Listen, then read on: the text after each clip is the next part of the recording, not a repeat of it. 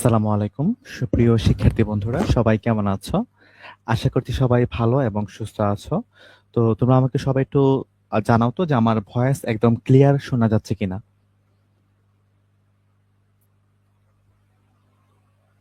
ওয়ালাইকুম সালাম, সবাই সালাম দিচ্ছ। ওয়ালাইকুম সালাম। আমার ভয়েস ক্লিয়ার শোনা যাচ্ছে কিনা এটা একটু আমাকে একটু জানাও, হ্যাঁ? আর তোমরা একটু সবাইকে মেনশন করে দাও, হ্যাঁ?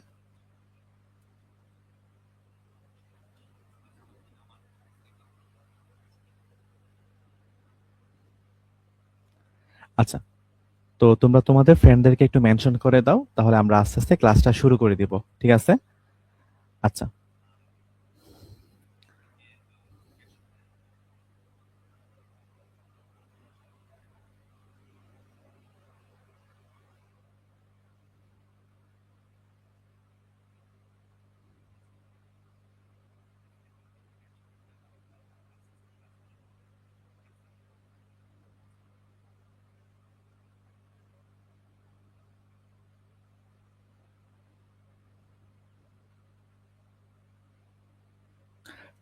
আচ্ছা, ঠিক আছে, তাহলে আমরা আর সর্বোচ্চ 1 মিনিট ওয়েট করে তারপর আমরা ক্লাসটা শুরু করে দিব। এখনো অনেকে জয়েন হয়নি। এভরিওয়ান মেনশনটা দেওয়া হয় নাই খুব সম্ভবত। আমরা খুব দ্রুত ক্লাসটা শুরু করতেছি, হ্যাঁ?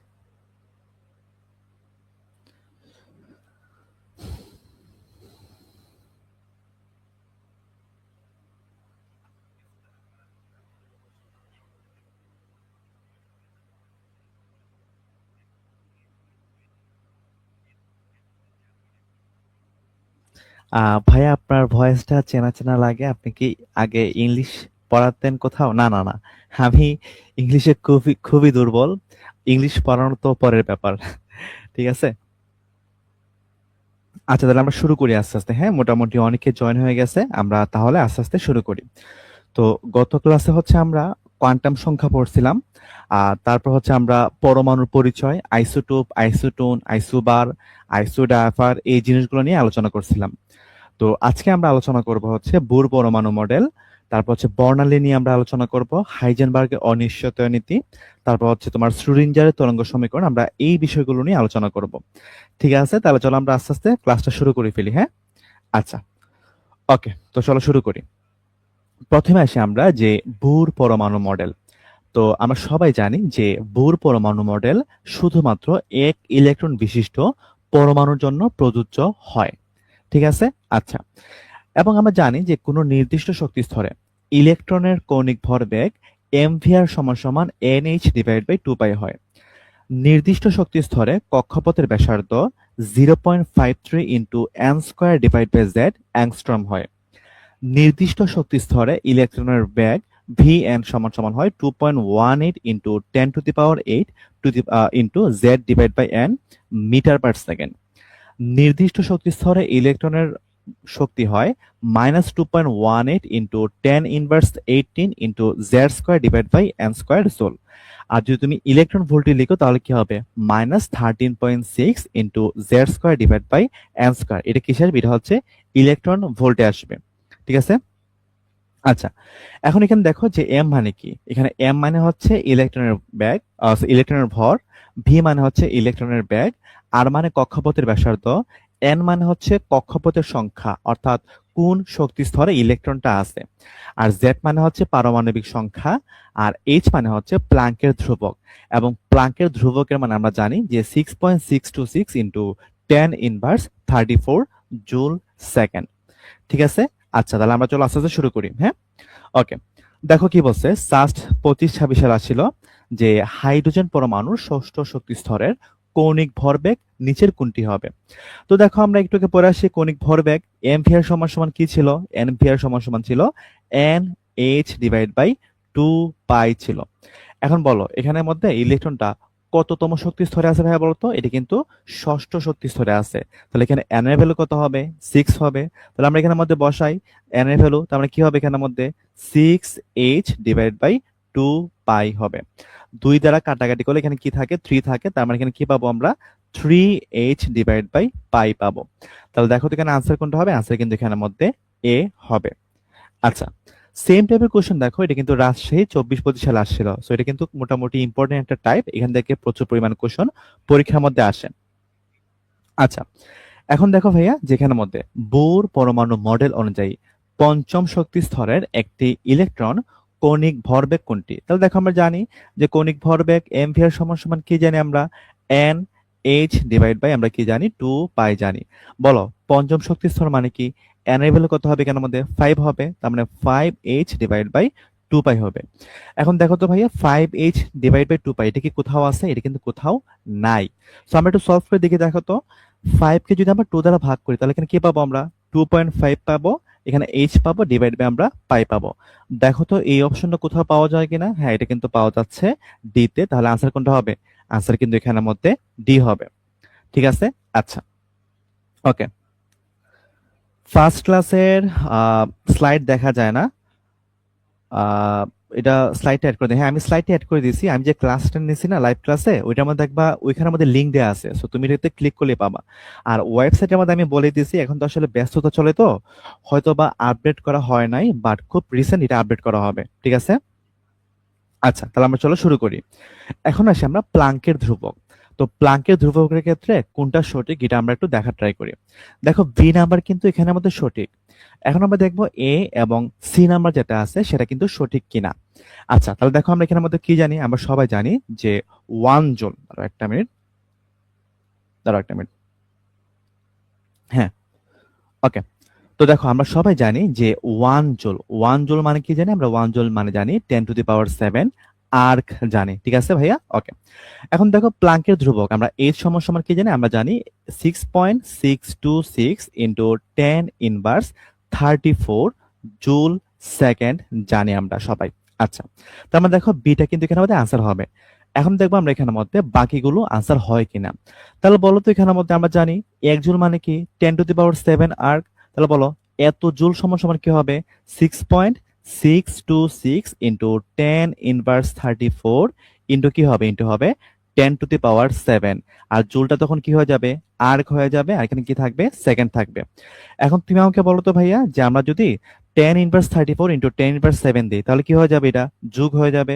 তো যোগ হলে এখানে কি পাবো আমরা? 6.626 ইন্টু 10 ইনভার্স আমরা কি পাবো? 27 পাবো। এটা কি পাবো আমরা? আর্ক সেকেন্ড পাবো। তাহলে দেখো এটাও কিন্তু এখানের মধ্যে কি হবে? কারেক্ট হবে। এখন দেখো আমরা যদি এখানের মধ্যে দশমিক যেটা আছে, এই দশমিককে যদি আমরা এখানের মধ্যে 2 ঘর ডানে নিয়ে আসি তাহলে কি করবো আমরা এখানের মধ্যে? আমরা এখানের মধ্যে 10⁻2 দ্বারা গুণ করব। যেহেতু 2 ঘর ডানে নিয়ে আসবো, তার মানে কি করবো আমরা এখানের মধ্যে? 10⁻2 এখানের মধ্যে গুণ করব। তাহলে দেখো এখানের মধ্যে কি হবে? যে 6.626 যেটা আছে, আমরা কি করলাম? আমরা এখানের মধ্যে 662 দিলাম, 0.6 দিলাম। আর এখানে কি আছে? এখানে 10⁻27 আছে। আর দেখো ভাইয়া, যেহেতু আমি 2 ঘর ডানে নিয়ে আসছি, তাহলে এখানে কি করবো আমরা? 10⁻2 এখানে কি করবো? গুণ করব। তাহলে এখানে কি হবে? আর্ক সেকেন্ড হবে। তাহলে এখানে কি পাবো আমরা? 662.6 ইন্টু 10⁻29 আর্ক সেকেন্ড হবে। তাহলে দেখো এখানের মধ্যে সি যেটা আছে, সিটাও কিন্তু কারেক্ট।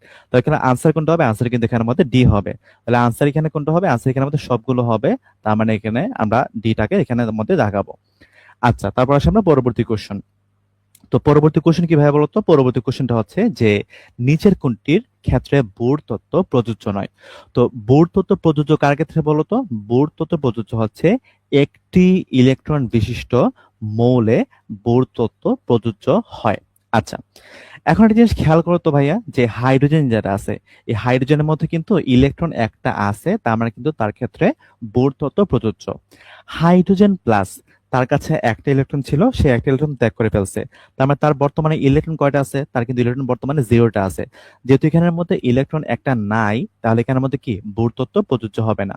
ঠিক আছে, ওকে। তাহলে এখানে আনসার কোনটা হবে? আনসার কিন্তু এখানের মধ্যে বি হবে। আচ্ছা, এখন দেখো ভাই কি বলছে, যে হাইড্রোজেন সদৃশ আয়ন বেরিলিয়াম 3+ এর তৃতীয় বোর কক্ষপথের দ্বিতীয় বোর কক্ষপথের ব্যাসার্ধ কত?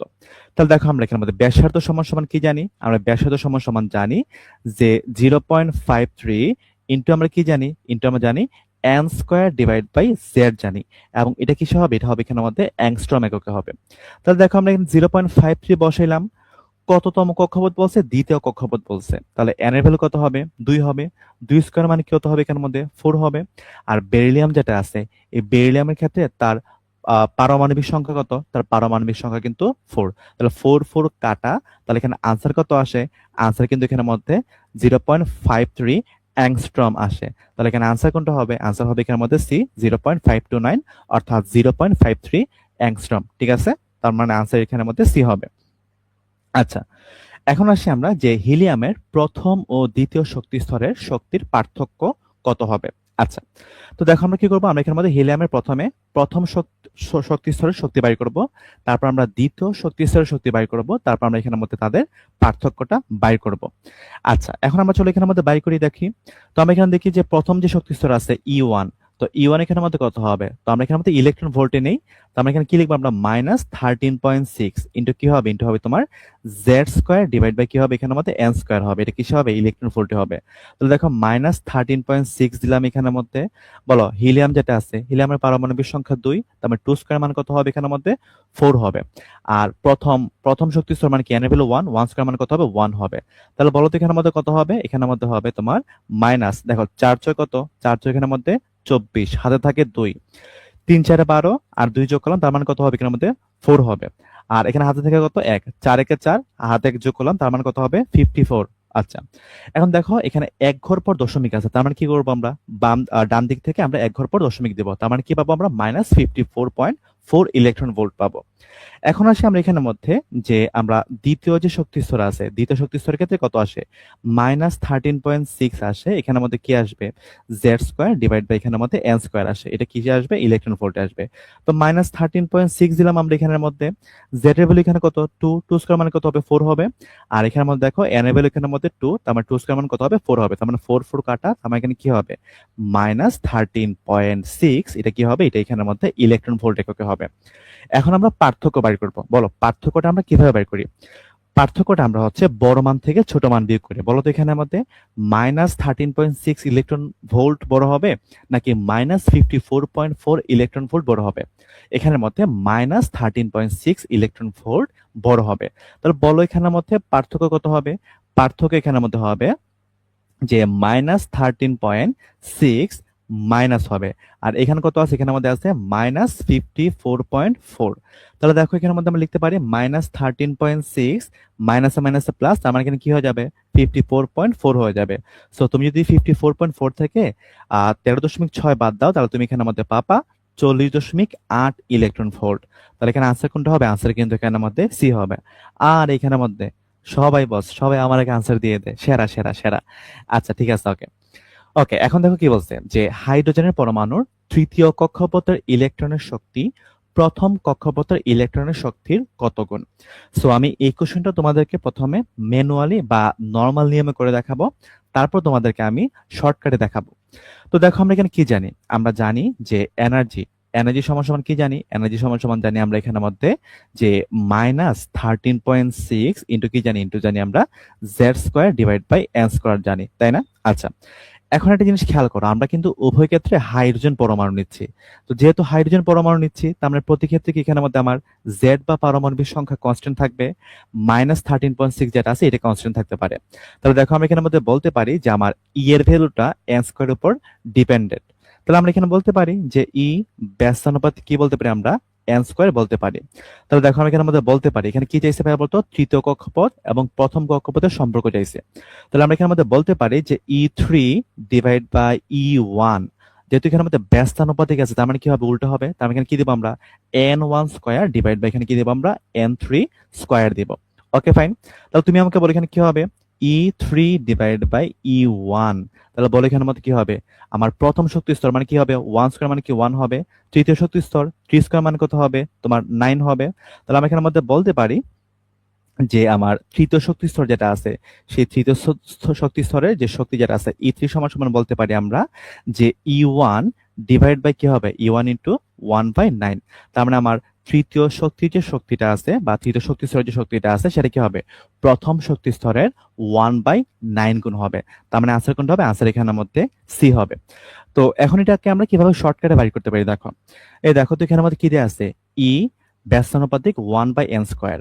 তার মানে আমরা এখানে বলতে পারি যে আমার এন এর ভ্যালু যত হবে তার স্কোয়ার মানে 1/স্কোয়ার, এটা কি হবে? আমার শক্তি হবে। তাহলে বলো এখানের মধ্যে আমরা যদি এখানের মধ্যে এন যেটা আছে তৃতীয় কক্ষপথ বলছে।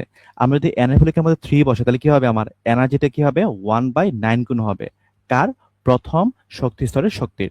তার মানে আনসার কোনটা হবে, আনসার কিন্তু এখানের মধ্যে 1/9 হবে। তুমি চাইলে এটা শর্টকাটে করতে পারো, কোনো সমস্যা নেই। ঠিক আছে, আচ্ছা ওকে। এখন আসি আমরা যে এন ও এল শক্তি স্তরের শক্তির পার্থক্য কত। আচ্ছা তুমি আমাকে বলো এন শেল মানে কি। এন শেল মানে আমরা গত ক্লাসে পড়ছিলাম, এন শেল মানে এখানে এন এর ভ্যালু কত হবে 4 হবে। আর এল শেল মানে কি, এখানের মধ্যে এন এর ভ্যালু কত হবে, এন এর ভ্যালু এখানের মধ্যে 2 হবে। তো তাদের আমার শক্তির অনুপাতটা বের করতে হবে। তাহলে দেখো আমরা জানি যে আমার এনার্জি যেটা আছে, এই এনার্জিটা কিভাবে বলতো, তোমার 1/n² সমানুপাতিক, মানে ব্যস্তানুপাতিক।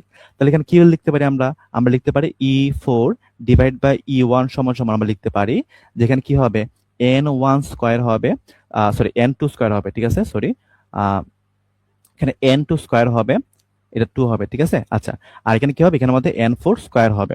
তাহলে বলো এখানের মধ্যে লিখতে পারি যে আমরা E4 ডিভাইড বাই এখানের মধ্যে কি লিখতে পারি, আমরা E2 লিখতে পারি, সমান সমান কি হবে বলতো, আমার n এর ভ্যালু 2, 2² মানে কত হবে 4 হবে, আর এখানে কি হবে 16 হবে, তাই না। আচ্ছা এখন 4 কে যদি আমরা এখানের মধ্যে 16 দ্বারা কাটাকাটি করি তাহলে এখানে কি হবে 1/4 হবে। তাহলে আমরা এখানের মধ্যে বলতে পারি যে আমার যে চতুর্থ শক্তি স্তর আছে E4 অনুপাত E2 সমান সমান কত হবে, এখানের মধ্যে হবে তোমার 1/4 হবে। তাহলে এখানে আনসার কোনটা হবে, আনসার কিন্তু এখানের মধ্যে সি হবে। ঠিক আছে, আনসার এখানে কোনটা হবে, আনসার এখানের মধ্যে সি হবে। আচ্ছা ওকে, এখন আসি আমরা যে বেরিলিয়ামের লাস্ট ইলেকট্রনের বেগ কত এবং শক্তি কত সেটা আমরা বের করব। ঠিক আছে ভাইয়া, ওকে। তো তুমি আমাকে বলো বেরিলিয়াম যেটা আছে, এই বেরিলিয়ামের ইলেকট্রন বিন্যাস কেমন হয়। বেরিলিয়ামের ইলেকট্রন বিন্যাস হচ্ছে 1s2, তারপর এখানে কি হবে, এখানের মধ্যে হবে 2s2 হবে। বলো বেরিলিয়ামের লাস্ট ইলেকট্রনটা কোথায় আছে, লাস্ট ইলেকট্রন কিন্তু দ্বিতীয় শক্তি স্তরে আছে। তাই এখানের মধ্যে n যেটা আছে সেই n এর ভ্যালু কত হবে, এই n এর ভ্যালু কিন্তু এখানের মধ্যে 2 হবে। এখন আমরা এখানের মধ্যে ব্যাগ বাইর করব। সো ব্যাগ যেটা আছে, ব্যাগ সমান সমান আমরা কি জানি, আমরা এখানের মধ্যে জানি, দেখো এখানের মধ্যে কি ছিল, ওই যে আমরা একটু দেখাই তোমাদেরকে, যে ব্যাগ যেটা আছে কই ছিল, হ্যাঁ ব্যাগ দেখো এখানে কি ছিল 2.18 into 10⁸ z divide by n ছিল।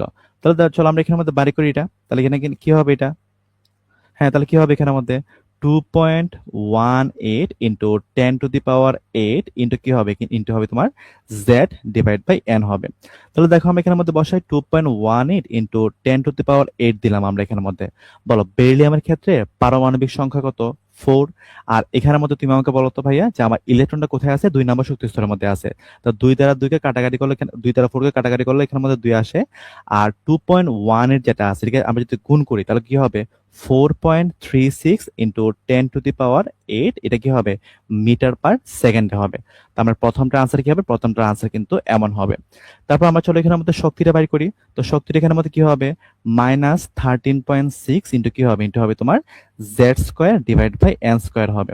তাহলে দেখো এখানের মধ্যে এটা কিসে আসবে, ইলেকট্রন ভোল্টে আসবে, -13.6 ইন্টু z এর ভ্যালু কত হবে, এখানের মধ্যে জেড যেটা আছে বেরিলিয়াম ক্ষেত্রে জেড এর ভ্যালু হচ্ছে 4, তার মানে 4² মান কত হবে, 4² মান এখানের মধ্যে হবে তোমার 16 হবে। আর দ্বিতীয় শক্তি স্তর আছে তার মানে 2² মান কত হবে 4 হবে। এটা দ্বারা এটাকে কাটাকাটি করলে 4 আসে, তার মানে এখানে কত হবে, এখানের মধ্যে আসবে -54.4 ইলেকট্রন ভোল্ট আসে। ঠিক আছে, তাহলে আনসার হবে এই দুইটা। তো আশা করি সবাই এই জিনিসগুলো বুঝতে পারছো, ওকে।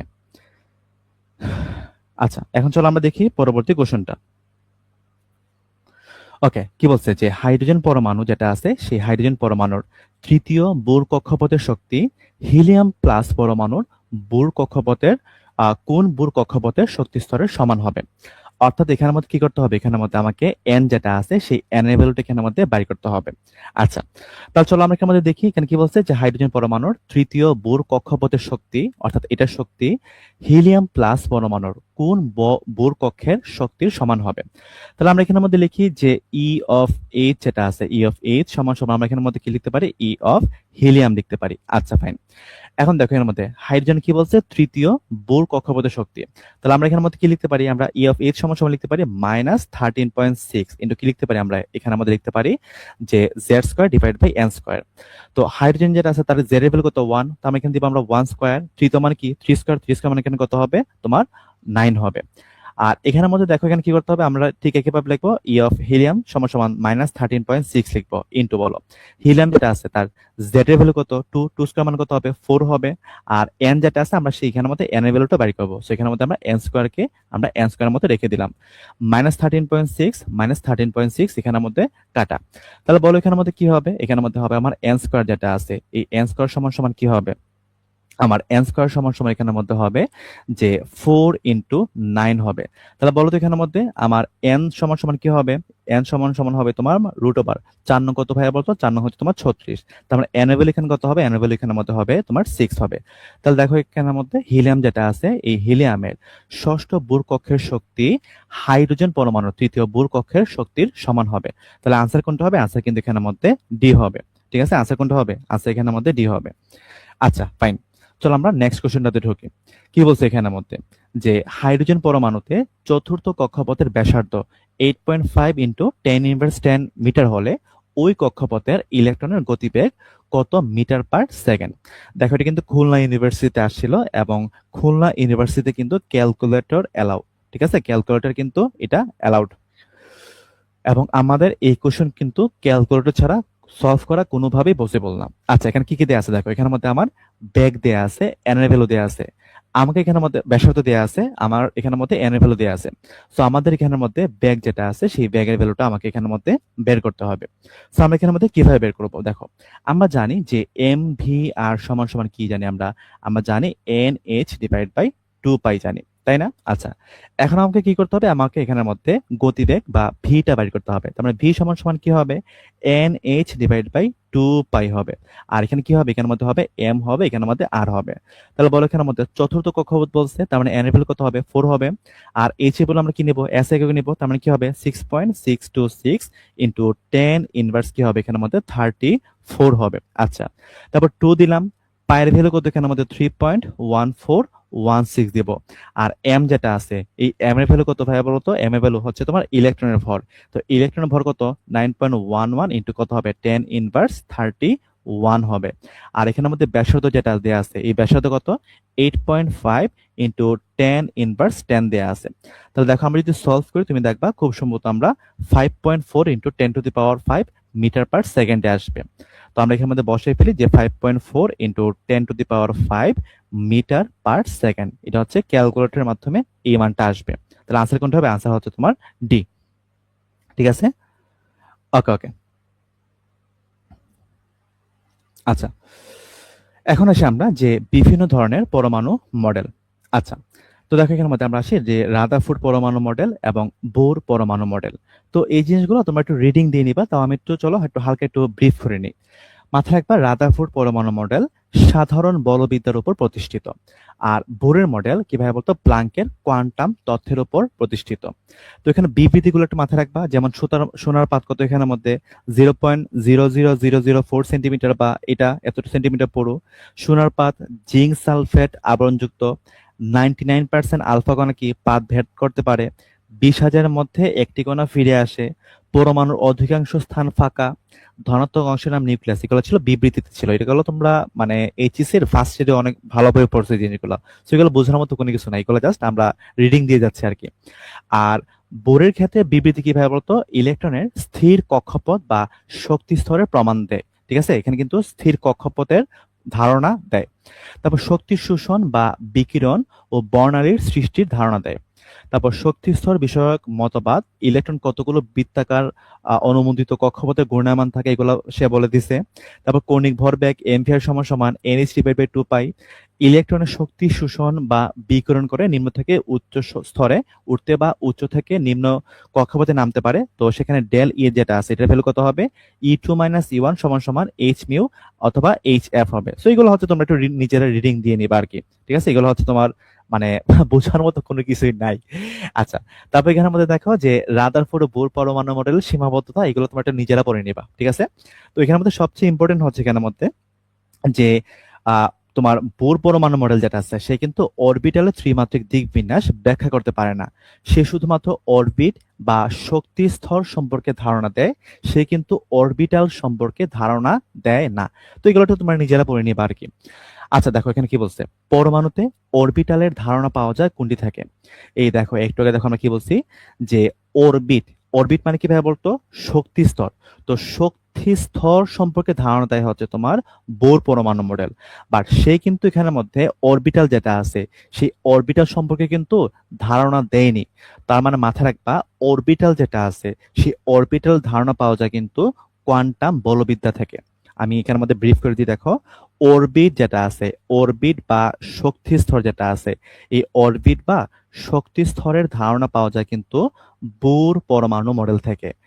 আর অরবিটাল যেটা আছে সেই অরবিটালের ধারণা পাওয়া যায় কোথা থেকে, অরবিটালের ধারণা পাওয়া যায় হচ্ছে তোমার কোয়ান্টাম বলবিদ্যা থেকে, কোয়ান্টাম বলবিদ্যা থেকে। ঠিক আছে, সো আমরা যেন এই জিনিসগুলোতে ভুল না করি। ঠিক আছে, আচ্ছা আচ্ছা ঠিক আছে, ওকে। আচ্ছা ঠিক আছে, ওকে ওকে ওকে। আচ্ছা এখন আসি আমরা যে রাদারফোর্ডের আলফা কণা বিচরণ পরীক্ষায় কোন পদার্থের প্রলেপনযুক্ত পর্দা ব্যবহৃত হয়। আমরা মাত্র পরে আসি, এটা কি হবে, জিঙ্ক সালফেট হবে। আচ্ছা এখন দেখো কি বলছে যে পরমাণুস্থ কোনো ইলেকট্রন নিম্ন শক্তি স্তর থেকে উচ্চ শক্তি স্তরে গমন করলে পরমাণুর স্থিতি হ্রাস পায়। এটা কিন্তু এখানে আমাদের কারেক্ট। পরমাণু কিন্তু আয়নিত হয় না। দেখো ইলেকট্রন যদি নিম্ন শক্তি স্তর থেকে উচ্চ শক্তি স্তরে যায় তখন কিন্তু সে আয়নিত হয় না। আয়নিত তখনই হবে যখন ইলেকট্রনটা কি হবে, বের হয়ে চলে যাবে। তার মানে এখানের মধ্যে এটা কিন্তু কারেক্ট না। আবার যখন ইলেকট্রন নিম্ন শক্তি স্তর থেকে উচ্চ শক্তি স্তরে যায় তখন কিন্তু পরমাণুর গতিশক্তিও বৃদ্ধি পায় না, মানে সে স্টেবলই থাকে। তাহলে এখানে আনসার কোনটা হবে, আনসার কিন্তু এখানের মধ্যে শুধুমাত্র এ হবে। কোনটা হবে আনসার, আনসার শুধুমাত্র এখানের মধ্যে এ হবে। আচ্ছা এখন এসে আমরা যে নিউক্লিয় বিক্রিয়ার প্রকারভেদ। তো প্রথমে আসে আমরা এখানের মধ্যে যে ট্রান্সমুটেশন বিক্রিয়া। তো ট্রান্সমুটেশন বিক্রিয়া কি, যে উচ্চ গতিশীল নিউট্রন, প্রোটন অথবা আলফা কণা অথবা অপর পরমাণুর নিউক্লিয়াস দ্বারা নতুন নিউক্লিয়াসের আঘাত। এবং দেখো এখানের মধ্যে আমরা এই নিকেলকে আমরা কি করছি, প্রোটন দ্বারা আঘাত করে আমরা এখানের মধ্যে কি বানাইছি, কপার বানাইছি, এবং এখানের মধ্যে আমরা নিউট্রন বানাইছি। নিউক্লিয় ফিশন বিক্রিয়া, নিউক্লিয় ফিশন বিক্রিয়া মানে কি ভাবে বলতো, অতি বৃহৎ নিউক্লিয়াসকে উচ্চ গতিসম্পন্ন নিউট্রন দ্বারা প্রায় ৮,০০০ মেগা ইলেকট্রন ভোল্ট দ্বারা আঘাত করব। এখানে কি হবে, এখানে মধ্যে বিপুল পরিমাণ তাপ শক্তি উৎপন্ন হয় যা থেকে পারমাণবিক চুল্লিতে বিদ্যুৎ শক্তি উৎপন্ন করা হয়। এবং মাথায় রাখবা অ্যাটম বোমা যেটা আছে সেই অ্যাটম বোমা তৈরিতে নিউক্লিয়ার ফিশন বিক্রিয়া ইউজ করা হয়। এগুলো কিন্তু এমসিকিউতে আসে। ঠিক আছে, সো এখানে মধ্যে বিক্রিয়া একটু দেখে নাও, এগুলো আমরা একটু পরে বিস্তারিত পড়বো। নিউক্লিয় ফিউশন বিক্রিয়া কি, অত্যাধিক উচ্চ তাপমাত্রায় অর্থাৎ 10⁸ কেলভিন তাপমাত্রায় দুটি ক্ষুদ্র নিউক্লিয়াসকে এক করে বৃহৎ নিউক্লিয়াস সৃষ্টি। নিউক্লিয় ফিউশন বিক্রিয়াকে আমরা থার্মোনিউক্লিয়ার ফিউশন বিক্রিয়া বলি। সূর্যের শক্তি এবং হাইড্রোজেন বোমার শক্তির উৎস হচ্ছে এই ফিউশন বিক্রিয়া। এবং এই দুটো কিন্তু কোন একটা ভার্সিটির মধ্যে আসছিল যে সূর্য শক্তির যেটা আছে সেটা কোন বিক্রিয়ার মাধ্যমে হয়, হাইড্রোজেন বোমা কোন বিক্রিয়ার মাধ্যমে হয়। সো এগুলো কিন্তু এমসিকিউতে আসে। তো এখানে তুমি একটা জিনিস মাথায় রাখবা, নতুন মৌল সৃষ্টিতে আমরা ট্রান্সমুটেশন বিক্রিয়া ইউজ করি, আর শক্তি উৎপাদনে নিউক্লিয় ফিশন ও নিউক্লিয় ফিউশন বিক্রিয়া সংঘটিত হয়। তো এই জিনিসগুলো একটু নিজেরা পড়ে নিবা আর কি, এগুলো বোঝানোর মতো কোনো কিছু নাই। আচ্ছা এগুলো লেস ইম্পর্টেন্ট না রে ভাই, এগুলো সবকিছু ইম্পর্টেন্ট, সবগুলোই আসে। ঠিক আছে, আচ্ছা আচ্ছা ওকে। কোনটা ইম্পর্টেন্ট কোনটা ইম্পর্টেন্ট না এটা হচ্ছে আমরা তো জানি, তাই না? আচ্ছা দেখো এখন মাথায় রাখবে এখানে মধ্যে আলফা কণা কি, আলফা কণা হচ্ছে তোমার হিলিয়াম 2+ কণা। ঠিক আছে, এটা কিন্তু পরীক্ষার মধ্যে প্রচুর আসে। ঠিক আছে, তো আমরা একটু মনে রাখা ট্রাই করবো। বিটা কণা মানে কি, এখানে কি থাকবে, ইলেকট্রন থাকবে, এখানে নিচে থাকবে -1, উপরে থাকবে 0। পজিট্রনের ক্ষেত্রে কি হবে, নিচে +1 উপরে থাকবে 0। গামার ক্ষেত্রে কি হবে, নিচে 0 উপরে 0। নিউট্রনের ক্ষেত্রে কি হবে, নিচে 0 উপরে 1। প্রোটন কোনটা, নিচে হবে 1 উপরে হবে 1, আর এখানের মধ্যে কি থাকবে, প্লাস থাকবে। তো তোমরা সবকিছু মনে না থাকলে এটলিস্ট আলফা কণা, বিটা কণা এবং গামা কণা যেটা আছে এগুলো একটু মনে রাখার ট্রাই করবা। আচ্ছা আচ্ছা ওকে ওকে। আচ্ছা এখন দেখো কি বলছে যে সোডিয়াম যেটা আছে এই সোডিয়াম নিউক্লিয়াসটি ক্ষয়প্রাপ্ত হয়ে তোমার ম্যাগনেসিয়াম নিউক্লিয়াসে পরিণত হয়। এখানে কি ধরনের ক্ষয় হয় দেখো, এখানে কি ছিল, এখানের মধ্যে সোডিয়াম ছিল, তাই না? সোডিয়াম। তো সোডিয়ামের ক্ষেত্রে তার পারমাণবিক সংখ্যা কত ছিল? তার পারমাণবিক সংখ্যা কিন্তু 11 ছিল, এবং ভর কত ছিল এখানের মধ্যে? তোমার 13 ছিল। তো সোডিয়াম থেকে কি উৎপন্ন হয়েছে? সোডিয়াম থেকে এখানের মধ্যে ম্যাগনেসিয়াম উৎপন্ন হয়েছে, এবং তার ভর কত এখানের মধ্যে? 23। এবং ম্যাগনেসিয়ামের ক্ষেত্রে প্রোটন সংখ্যা কত? প্রোটন সংখ্যা কিন্তু এখানের মধ্যে 12। আচ্ছা ফাইন। এখন তুমি আমাকে বলো তো ভাইয়া, 11 থেকে 12টা আসলে কিভাবে হবে?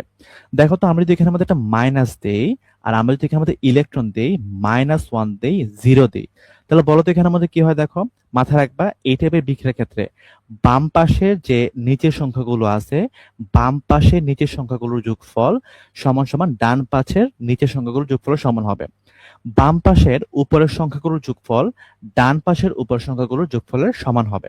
তাহলে দেখো এখানের মধ্যে 11 দেয়া আছে, মাইনাস দেয়া আছে, -1 দেয়া আছে, তার মানে মাইনাসে মাইনাসে প্লাস হয়ে যাবে। তার মানে কি হবে? তোমার 11 + 1, তার মানে এখানে কি হয়ে যাবে? 12 হয়ে যাবে।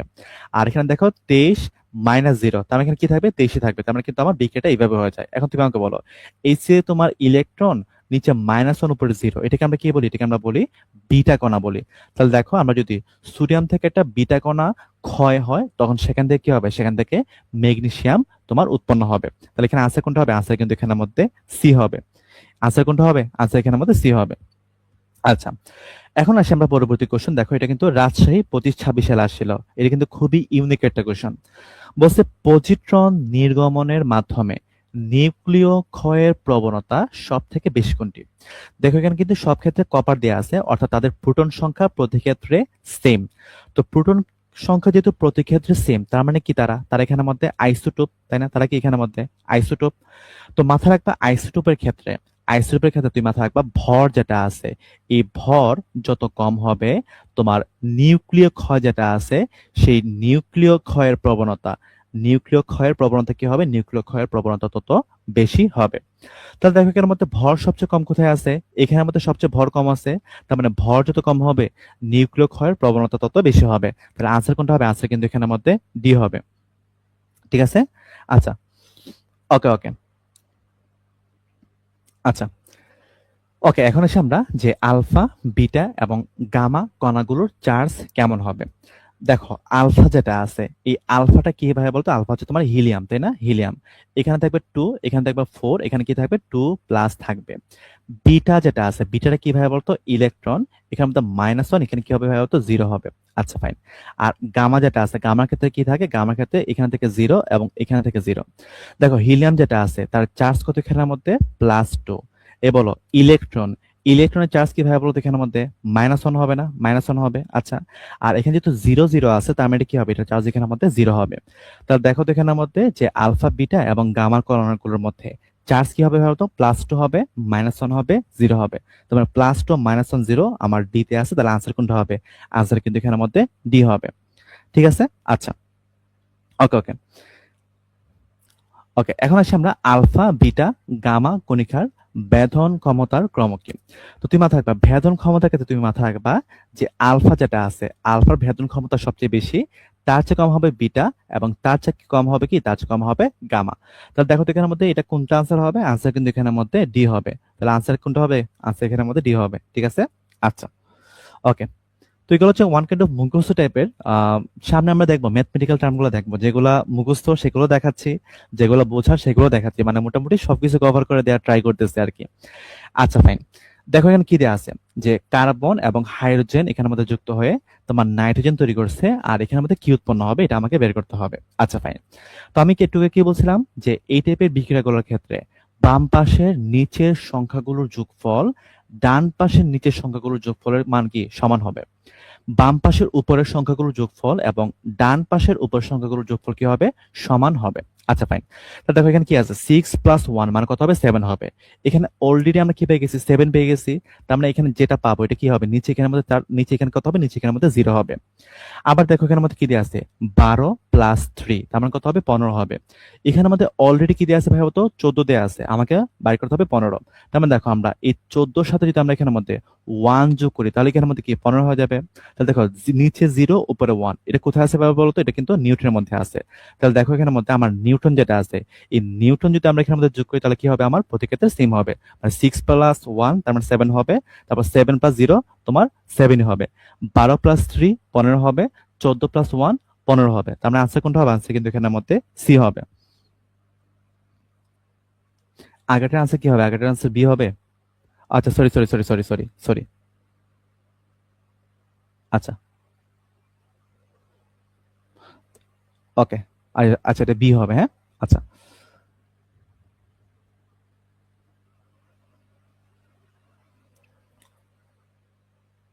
আচ্ছা খেয়াল করি না, আমি খেয়াল করি না, আচ্ছা যাই হোক। আচ্ছা এখন আসলে পরবর্তী বিক্রিয়া, যে নিম্নের নিউক্লিয়ার বিক্রিয়ায় এক্স কণাটি কি হবে? দেখো বেরিলিয়ামের সাথে আমরা এক্স যোগ করে আমরা কি পাইছি? কার্বন পাইছি, এবং আমরা এখানের মধ্যে নিউট্রন পাইছি। আচ্ছা ফাইন, এখন আমরা কি করবো? এখন আমরা এখানের মধ্যে এই এক্স যেটা আছে এক্সটাকে আমরা বাইর করবো। দেখো এখানের মধ্যে আমার বাম পাশে কি আছে বলতো? 4 আছে। ডান পাশে দেখো 6 প্লাস 0 যেটা আছে, 6 প্লাস 0 কত হবে? 6 হবে।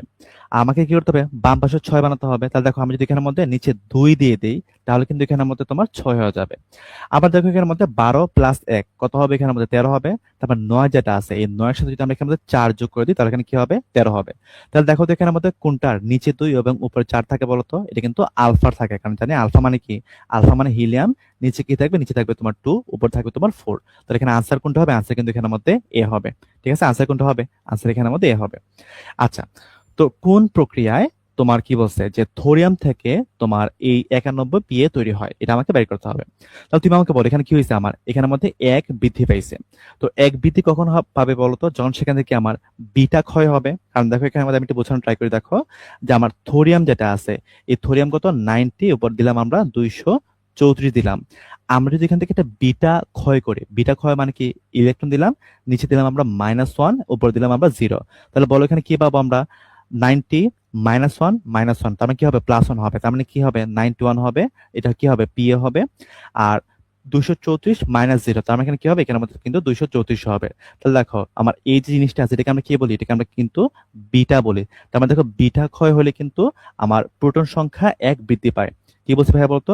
বিটা যদি আমার ক্ষয় হয়, বিটা ক্ষয় হলে, আচ্ছা দাঁড়া একটা মিনিট, বিটা যেটা আছে সেই বিটা ক্ষয় হলে তোমার প্রোটন যেটা আছে সেই প্রোটনটা কি হবে? প্রোটনটা কিন্তু 1 বৃদ্ধি পাবে। ঠিক আছে, তাহলে আনসার কোনটা হবে? আনসার এখানের মধ্যে বি হবে। আচ্ছা ঠিক আছে, ওকে ফাইন। চলো আমরা নেক্সট কোশ্চেন হাতে ঢুকি। দেখো এটা কি বলছে যে নিম্নের নিউক্লিয়ার বিক্রিয়া থেকে কিউ নির্ণয় করো। সো আমরা এটা এত ডিটেলস করার দরকার নাই। দেখো এখানের মধ্যে কি প্রতিটা অপশনের মধ্যে কিন্তু প্রোটন সংখ্যা ডিফারেন্ট। তার মানে আমার নিচের যে প্রোটন সংখ্যা আছে এই নিচের প্রোটন সংখ্যা যদি আমরা বের করে ফেলতে পারি তাহলে কিন্তু আমরা এখানের মধ্যে আনসারটা পেয়ে যাব। তাহলে দেখো এখানের মধ্যে 90 দেয়া আছে, দিলাম আমি 90, নিচে মাইনাস দিলাম। বলো আলফা মানে কি? নিচে কত থাকবে? নিচে থাকবে কিন্তু 2 থাকবে, তার মানে এখানে দিলাম আমরা 2 দিলাম। তারপর মাইনাস বিটা, তার মানে এখানে দিলাম মাইনাস দিলাম। বিটার ক্ষেত্রে বলো নিচে কি থাকবে? নিচে থাকবে এখানের মধ্যে -1 থাকবে। আবার দেখো এখানের মধ্যে মাইনাস দিলাম, মাইনাস বিটা মানে কি থাকবে? নিচে -1 থাকবে। ফাইন। আবার দেখো এখানে দিলাম মাইনাস দিলাম, আলফা মানে কি থাকবে? নিচে থাকবে 2 থাকবে।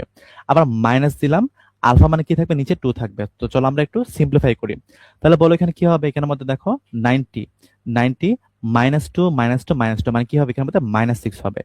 মাইনাসে মাইনাসে প্লাস, তার মানে +1 +1 তার মানে কি হবে? এখানের মধ্যে +2 হবে। তাহলে বলো এখানের মধ্যে কি হবে? তোমার 90, আর এখানের মধ্যে দেখো -6 +2 তার মানে এখানে কি হবে? এখানের মধ্যে হবে -4 হবে। তো এখানে কি হবে? এখানে কিন্তু 86 হবে। তাহলে এখানে আনসার কোনটা হবে? আনসার কিন্তু এখানের মধ্যে এ হবে। ঠিক আছে, আমরা শুধুমাত্র এখানের মধ্যে আমরা প্রোটন সংখ্যাটা বাই করছি। ঠিক আছে, ওকে ওকে ওকে। এখন আসি আমরা যে প্রদত্ত বিক্রিয়ায় আলফা ও বিটা কণার সংখ্যা বের করো। এই এখানের মধ্যে কিন্তু আলফা মানে এই যে হিলিয়াম, বিটা মানে ইলেকট্রন, এগুলো কিন্তু না। এখানে আমাকে সংখ্যা বের করতে হবে। তো সংখ্যা যেটা আছে সেই সংখ্যাটা আমরা আসলে কিভাবে বের করব? ঠিক আছে, সংখ্যাটা আমরা কিভাবে বের করবো এটা একটু আমরা বুঝতে ট্রাই করে দেখো। এখন একটা জিনিস খেয়াল করো, এখানের মধ্যে আমার এখানে মধ্যে 2টা আনন আছে। তো একটা সমীকরণের মধ্যে যদি 2টা আনন থাকে তাহলে কিন্তু আমরা বের করতে পারবো না। বাট তুমি একটু এটার দিকে খেয়াল করো তো, বিটার দিকে একটু খেয়াল করে দেখো। আমরা যদি এখানের মধ্যে বিটা ইন্টু 0 লিখি তার মানে এটা কি 0 হয়ে যাবে, তখন শুধুমাত্র আমার একটা আননোন নাম্বার থাকবে। আচ্ছা আমি একটু বোঝানোর ট্রাই করে দেখো। প্রথমে চলো আমরা উপর যেটা আছে সেই উপরটাকে নিয়ে আমরা কাজ করি। তাহলে দেখো বাম পাশে কি আছে? বাম পাশে এখানের মধ্যে 237 আছে।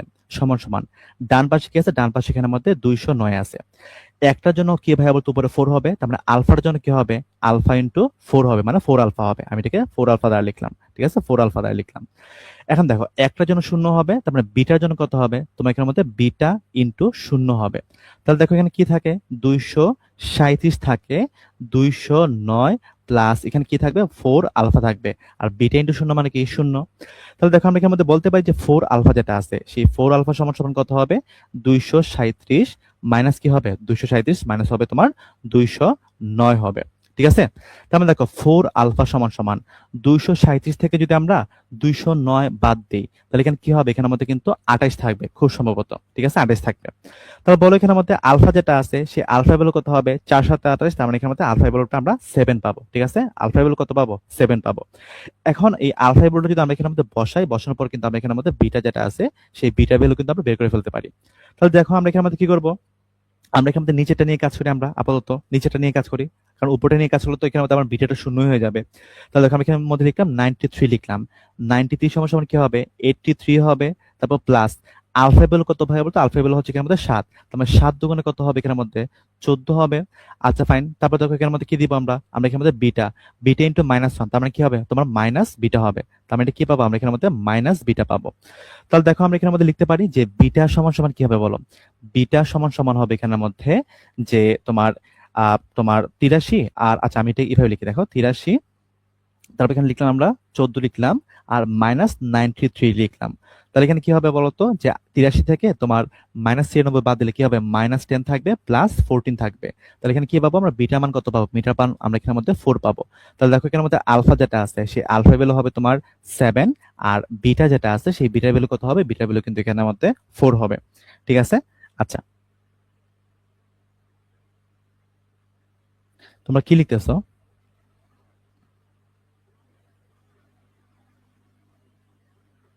আচ্ছা ঠিক আছে, তোমরা এই আলফা বিটা নিয়ে এখনো পড়ে আসো, কোনটার ভেদন ক্ষমতা বেশি? আচ্ছা ভুল হলে হয়েছে, সমস্যা না, আমরা ক্লাসের শেষে এটা কারেক্ট করে দিব না। আপাতত আমরা যতটুকুতে আছি সেটা আমরা কন্টিনিউ করি, হ্যাঁ? আচ্ছা ওকে ওকে। আচ্ছা দেখো, তো দেখো কি বলছে যে তেজস্ক্রিয় মৌলের নিউক্লিয়াসে নিউট্রন ভাঙলে কোন রশ্মি নির্গত হয়, মাথা রাখবা সবসময় যে তেজস্ক্রিয় মৌলের নিউক্লিয়াসে নিউট্রন ভাঙলে সবসময় সেখানের মধ্যে বিটা রশ্মি নির্গত হয়, কি হয়, বিটা রশ্মি নির্গত হয়। তাহলে এখানে আনসার কোনটা হবে, আনসার কিন্তু এখানের মধ্যে বি হবে। ঠিক আছে, এটা একটু ইনফরমেটিভ কোয়েশ্চন, একটু মাথা রাখার ট্রাই করবা। আচ্ছা ফাইন, দেখো এই যে কোশ্চেনটা আছে এটা কিন্তু আমরা সেই ক্লাস 9-10 কিন্তু পড়ে আসছি, তাই না, 9-10 পড়ে আসছি। কি বলছে, প্রকৃতিতে অক্সিজেন 16, অক্সিজেন 17 এবং অক্সিজেন 18 এর পরিমাণ যথাক্রমে কি দেওয়া আছে, এত পার্সেন্ট, এত পার্সেন্ট এবং এত পার্সেন্ট দেওয়া আছে।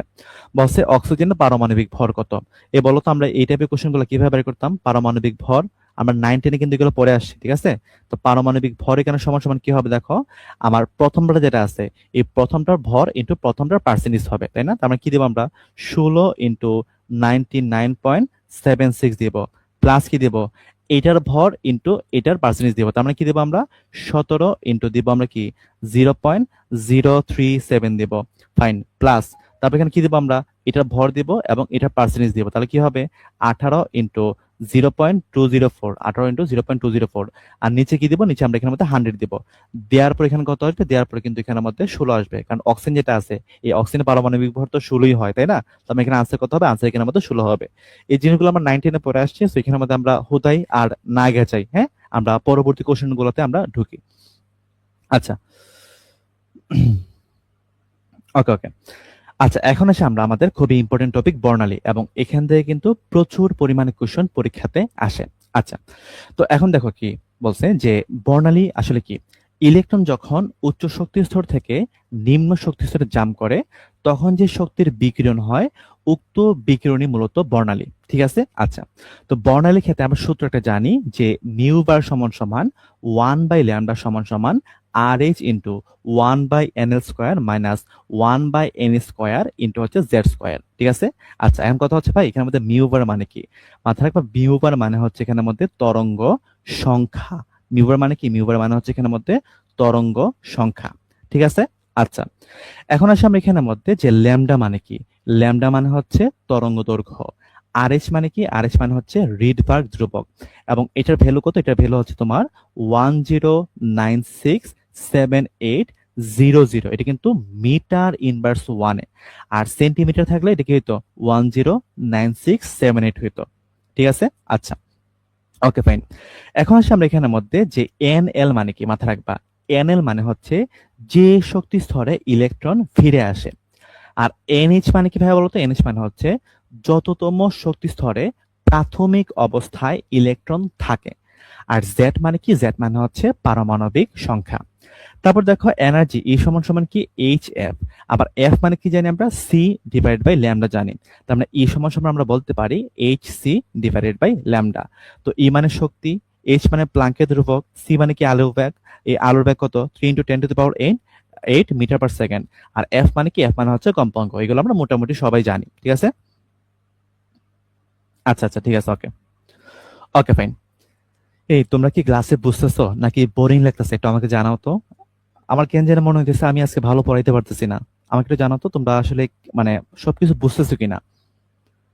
ঠিক আছে, সবকিছু বুঝতেছো কিনা বলো তো। আচ্ছা, ওকে, দেখো কি বলছে যে একটি রেডিও ওয়েভের তরঙ্গ দৈর্ঘ্য তোমার 0.1 কিলোমিটার দেয়া আছে। বলছে এর কম্পাঙ্ক কত হার্জ। ঠিক আছে, আচ্ছা ফাইন। ওকে, এখন একটা জিনিস খেয়াল করো তো ভাই, এখানের মধ্যে আমরা কি করবো? আমরা এখানের মধ্যে কম্পাঙ্ক বাই করবো। সো দেখো তো ভাই, আমরা এখানের মধ্যে কি পাইছিলাম? কম্পাঙ্ক এফ সমান সমান কি পাইছিলাম? এফ সমান সমান পাইছিলাম আমরা সি ডিভাইড বাই ল্যামডা। তাহলে দেখো আমরা এখানের মধ্যে বলতে পারি এফ সমান সমান কি হবে? এফ সমান সমান হবে সি ডিভাইডেড বাই ল্যামডা হবে। বলো এখানের মধ্যে আলোর বেগ যেটা আছে, সেই আলোর বেগটা এখানে কত হবে? আলোর বেগ হবে এস এককে 3 × 10⁸ হবে। ঠিক আছে, আর ল্যামডা কত? 0.1 কিলোমিটার। বাট আমরা এস এককে কি নিব? আমরা মিটার নিব। তার মানে দেখো 0.1 কিলোমিটার মানে কি? আমরা কি করবো? এটাকে 1000 দ্বারা গুণ দিব। তো 1000 দ্বারা গুণ দিলে এটা কি হবে? এটা কিন্তু মিটার হয়ে যাবে। তাহলে দেখো আমি এখানের মধ্যে বলতে পারি যে 3 × 10⁻, কি লিখবো আমরা? 10⁻, এখানের মধ্যে 8 লিখবো। বলো 1000কে যদি আমরা 0.1 দ্বারা গুণ দিই তাহলে কি হবে? 100 হবে। আর 100 মানে এখানে কি লিখবো? আমরা 10 স্কয়ার লিখবো। বলো 10 স্কয়ার দ্বারা যদি আমরা 10⁸ কে কাটাকাটি করি তাহলে এখানে কি পাবো? আমরা 10⁶ পাবো। তাহলে আমরা এখানে কি পাবো? আমরা এখানে পাবো 3 × 10⁶ হার্জ পাবো। তাহলে আনসার কোনটা হবে? আনসার কিন্তু এখানে আমাদের দেওয়া হবে। আচ্ছা ঠিক আছে, ওকে, সবাই মোটামুটি বুঝতেছো। আচ্ছা ঠিক আছে, সাবাস সাবাস, তোমরা আসলে অনেক সাপোর্টিভ। ঠিক আছে, জানাবা না না? ঠিক আছে, জানাও না। তোমরা আসলে অনেক ভালো, হ্যাঁ। আচ্ছা ঠিক আছে, ওকে, আমরা চলো কন্টিনিউ করি। আচ্ছা, এখন আসি আমরা হাইড্রোজেন বর্ণালীর সিরিজ। ঠিক আছে, তো আমরা হাইড্রোজেন বর্ণালীর সিরিজগুলোকে আমরা অনেকগুলো ভাগে ভাগ করি। এর মধ্যে একটা হচ্ছে Lyman series, Balmer series, Paschen series, Brackett series এবং হচ্ছে ফোন্ড সিরিজ। তো লাইমেন সিরিজ মানে কি? লাইমেন সিরিজ হচ্ছে ইলেকট্রন যখন প্রথম শক্তি স্তরে ফিরে আসে তখন সেটাকে আমরা বলি লাইমেন সিরিজ। বামার সিরিজ মানে কি? বামার সিরিজ মানে হচ্ছে ইলেকট্রন যখন দ্বিতীয় শক্তি স্তরে ফিরে আসে তখন সেটাকে আমরা বলি বামার সিরিজ। প্যাশ্চিয়ান সিরিজ মানে কি? ইলেকট্রন যখন তৃতীয় শক্তি স্তরে ফিরে আসে তখন সেটাকে আমরা বলি প্যাশ্চিয়ান সিরিজ। ইলেকট্রন যখন চতুর্থ শক্তি স্তরে ফিরে আসে তখন সেটাকে আমরা বলি ব্র্যাকেট সিরিজ। আর ইলেকট্রন যখন পঞ্চম শক্তি স্তরে ফিরে আসে তখন সেটাকে আমরা বলি ফোন্ড সিরিজ। মাথা রাখবা, লাইমেন সিরিজের মধ্যে আমরা অতি বেগুনি রশ্মি বা ইউভি লাইট পাই। বামার সিরিজে আমরা সবসময় কি পাই? দৃশ্যমান আলো পাই। এটা কিন্তু ভর্তি পরীক্ষার মধ্যে অনেকবার আসছে। ঠিক আছে, আর প্যাস্টেন, ব্র্যাকেট, ফুন্ড, হামফ্রিজ সবগুলোর মধ্যে আমরা কি পাবো? সবগুলোর মধ্যে অবলোহিত বা আমরা ইনফ্রারেড রশ্মিগুলো পাবো। ঠিক আছে ভাইয়া, আচ্ছা আচ্ছা আচ্ছা, ওকে ওকে। এখন দেখো আমরা এখানের মধ্যে দেখি যে কি বলছে যে হাইড্রোজেন পারমাণবিক বর্ণালীর প্যাশ্চিয়ান সিরিজের ক্ষেত্রে কোনটি সঠিক। তো বলো প্যাশ্চিয়ান সিরিজ মানে কি? বলো তো ইলেকট্রন কোথায় ফিরে আসবে? এই ইলেকট্রন কিন্তু তোমার 3 নাম্বার শক্তি স্তরে ফিরে আসবে। বলো ইলেকট্রনটা কোথা থেকে ফিরে আসবে? উচ্চ শক্তি স্তর থেকে ফিরে আসবে না? তো উচ্চ শক্তি স্তর কি হবে? 3-এর পরে কত হবে? 4 হবে। তার মানে কি হবে? 5 হবে, 6 হবে। তার মানে উচ্চ শক্তি স্তরগুলো থেকে যখন তৃতীয় শক্তি স্তরের মধ্যে ইলেকট্রন ফিরে আসে তখন সেটাকে আমরা বলি প্যাশ্চিয়ান সিরিজ। তাহলে এখানে আনসার কোনটা হবে? আনসার কিন্তু এখানের মধ্যে হবে তোমার ডি। তোমার আনসার কিন্তু এখানের মধ্যে সি হবে না, কারণ হচ্ছে বর্ণালী তখন তৈরি হয় যখন উচ্চ শক্তি স্তর থেকে নিম্ন শক্তি স্তরে ফিরে আসে। বাট দেখো এখানে কি দেওয়া আছে? এখানের মধ্যে দেওয়া আছে তোমার নিম্ন শক্তি স্তর থেকে উচ্চ শক্তি স্তরে ফিরে আসছে। তার মানে এটা কিন্তু আনসার হবে না। আনসার কোনটা হবে? আনসার কিন্তু এখানের মধ্যে ডি হবে। ঠিক আছে, আচ্ছা ওকে ওকে। আচ্ছা ফাইন, এখন আসি আমরা পরবর্তীতে যে কি বলছে একটি হাইড্রোজেন পরমাণুতে চতুর্থ শক্তি স্তর থেকে ইলেকট্রন দ্বিতীয় শক্তি স্তরে স্থানান্তরিত হলে বিকিরিত রশ্মির তরঙ্গ দৈর্ঘ্যের মান কত হবে? এটা সাস্ট 25-26 সালে আসছে, ঢাকা ইউনিভার্সিটি 22-23 সালে আসছে, এবং আমরা এখানের মধ্যে তরঙ্গ সংখ্যা কত সেটা আমরা বাইর করব। আচ্ছা, তাহলে দেখো আমি এখানের মধ্যে কি বলছে যে চতুর্থ থেকে দ্বিতীয় শক্তি স্তরে ফিরে আসছে কোথায় ভাই বলতো? দ্বিতীয় শক্তি স্তরে। তার মানে এখানের মধ্যে এন অফ এল এর ভ্যালু কত হবে? এন অফ এল এর ভ্যালু কিন্তু এখানের মধ্যে তোমার 2 হবে। আচ্ছা, কততম শক্তি স্তর থেকে ফিরে আসছে? চতুর্থ শক্তি স্তর থেকে ফিরে আসছে। তার মানে এন অফ এইচ এর ভ্যালু কত হবে এখানের মধ্যে? 4 হবে। তো চলো আমরা এখানের মধ্যে তরঙ্গ দৈর্ঘ্য বের করি। তা দেখো আমরা কি জানি? আমরা জানি মিউ বার সমান সমান জানি আমরা 1 বাই ল্যামডা জানি, ঠিক আছে? আচ্ছা, তো আমরা আপাতত 1 বাই ল্যামডা নিয়ে কাজ করি, ঠিক আছে? আমরা মিউ বার পরে আমরা আলোচনা করব। তো 1 বাই ল্যামডা মানে কি জানি আমরা এখানের মধ্যে? আর এইচ জানি, তারপর এখানে কি জানি আমরা? 1 by N L square minus 1 by N H square into কি হবে? ইন্টু এখানের মধ্যে জেড স্কোয়ার হবে, ঠিক আছে ভাইয়া? ওকে, তাহলে আমি এটাকে একটু মানে সাইড করে দিই। হ্যাঁ, এটাকে আমি একটু সাইড করে দিলাম। ওকে ওকে, এখন দেখো এখানের মধ্যে আমরা লিখতে পারি যে আমার 1 বাই ল্যামডা সমান সমান আমরা লিখতে পারি আর এইচ লিখতে পারি। বলো এখানের মধ্যে ইলেকট্রনের ক্ষেত্রে আমার এন অফ এভেলেবল কত? 2, তার মানে 1 বাই 2 স্কয়ার মানে কি হবে? 1 বাই 4 হবে, মাইনাস কি হবে? 1 বাই 4 স্কয়ার মানে কত হবে? 1 বাই 16 হবে। আর যেহেতু হাইড্রোজেনের ক্ষেত্রে বলো তার পারমাণবিক সংখ্যা কত? 1, তো 1 স্কয়ার থাকা যে কথা, না থাকা একই কথা। তারপর আমরা আরএইচ দিলাম এখানের মধ্যে। বলো আমার এখানের মধ্যে 4 এবং 16 এর মধ্যে লসাগু কত যাবে? 16 যাবে। বলো 4 16 এর মধ্যে কয়বার যায়? 4 বার যায়। তো 4 ইন্টু 1 কত হবে? 4 হবে। 16 16 এর মধ্যে একবার যায়, তার মানে 1 ইন্টু 1, তার মানে কত হবে? 4 মাইনাস 1। তাহলে কত হবে এখানের মধ্যে? এখানের মধ্যে হবে আর এইচ ইন্টু কি হবে? এখানে হবে 3 ডিভাইড বাই 16 হবে। এটা কিসের মান? এটা কিন্তু 1 বাই ল্যামডার মান। তাহলে বলো তো ভাই এখানের মধ্যে যে আমার ল্যামডা যেটা আছে, এই ল্যামডার ভ্যালু কত হবে? এই ল্যামডার ভ্যালু কিন্তু আমরা উল্টাই দিব, তার মানে কি হবে? 16 divide by R H into কি হবে? ইন্টু হবে তোমার 3 হবে, ঠিক আছে? এটা হচ্ছে তোমার তরঙ্গ দৈর্ঘ্যের মান। তরঙ্গ সংখ্যা যেটা আছে সেই তরঙ্গ সংখ্যা, তো তরঙ্গ সংখ্যা যেটা আছে, তরঙ্গ সংখ্যা আমরা মিউ বার সমান সমান কি জানি? মিউ বার সমান সমান জানি আমরা 1 বাই ল্যামডা জানি। আর 1 বাই ল্যামডার ভ্যালু আমরা কত পাইছি? আমরা পাইছি 3 আর এইচ ডিভাইড বাই আমরা কত পাইছি? আমরা এখানের মধ্যে 16 পাইছি। তো এখানে আনসার কোনটা হবে? আনসার কিন্তু এখানের মধ্যে এটা হবে।